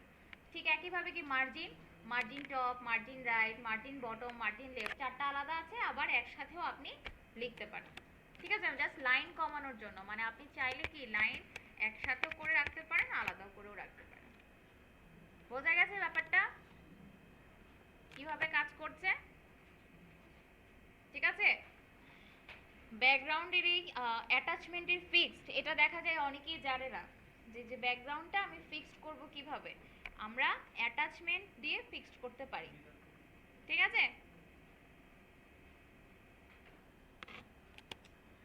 আচ্ছা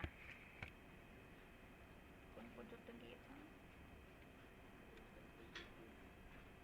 আচ্ছা, যে পর্যন্ত দেখিয়েছি কারো কোথাও সমস্যা?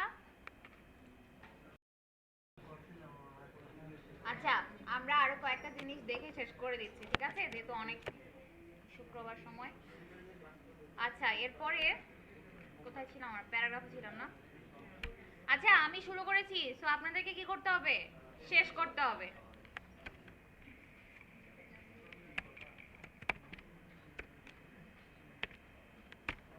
টেক্সট ইনডেন্ট, ইনডেন্টেশন তো জানা আছে সবার না? ইনডেন্টেশন মানে কি, যে প্রথমে যে প্যারা গ্যাপটা থাকে না, এটাকে বলে ইনডেন্টেশন। ঠিক আছে, নরমালি কোড লেখার সময় আমরা কি করি, চারটা স্পেস বা একটা ট্যাব গ্যাপ দিই।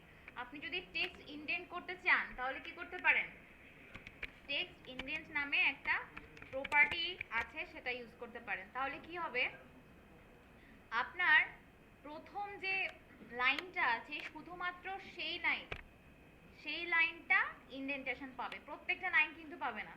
ঠিক আছে, এটা মনে রাখতে হবে। ধরেন আমি এখানে যদি আরো বড় ভ্যালু দেই, ধরেন আমি 120 দিলাম, তাহলে সে 120ই পেয়ে যাবে। দেখেন অনেক দূরে সরে এসেছে না? কিন্তু এতটুকু মনে রাখতে হবে যে টেক্সট ইনডেন্টেশন যখন আপনি করবেন, শুধুমাত্র প্রথম লাইনে, প্যারাগ্রাফের প্রথম লাইনে পাবে ইনডেন্টেশন, বাকিগুলো লাইনে কিন্তু পাবে না। দেখেন এই লাইন কিন্তু আবার কি এইখান থেকে আসছে না?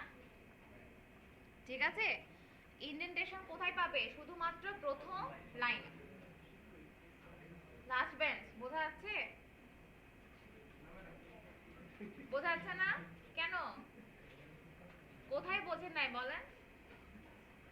কিছুই বোঝেন নাই, না এটা বোঝেন নাই, কোনটা?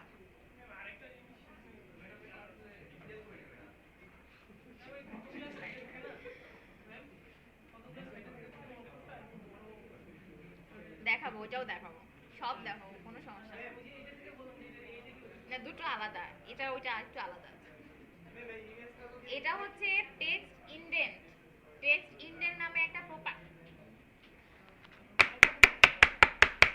This is the last time আমি আপনাদেরকে চুপ করতে বলতেছি, ঠিক আছে? আপনাকে তো যতবার চুপ করতে বলি যে এরকম হয়, এই জন্য বলি না, তারপরে আপনারা আমাকে কি বাধ্য করেন বলার জন্য, ঠিক আছে? এটা তো খুব খারাপ।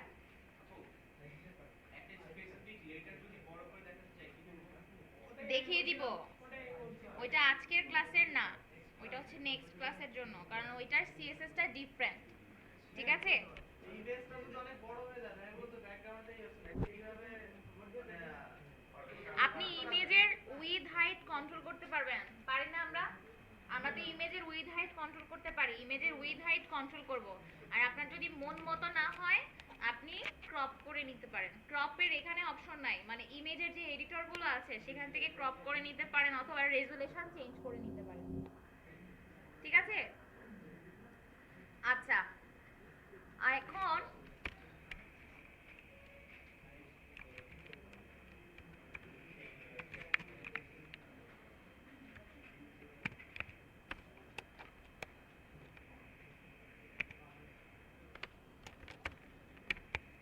ফন্ট ভেরিয়েন্স নামে আরেকটা প্রপার্টি আছে, যার ভ্যালু কি স্মল ক্যাপস আমরা ইউজ করতে পারি। তাহলে কি হবে দেখেন, ক্যাপিটাল লেটারে হয়ে গেছে সব, তাই না? এই যে এটা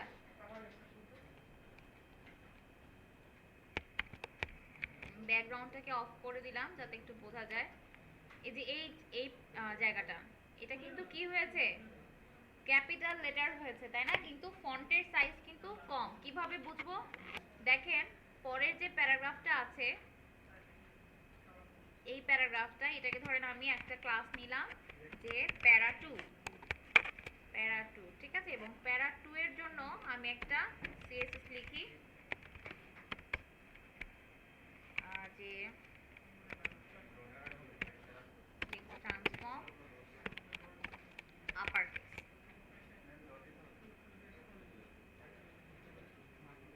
ডট দেই নাই? হুম।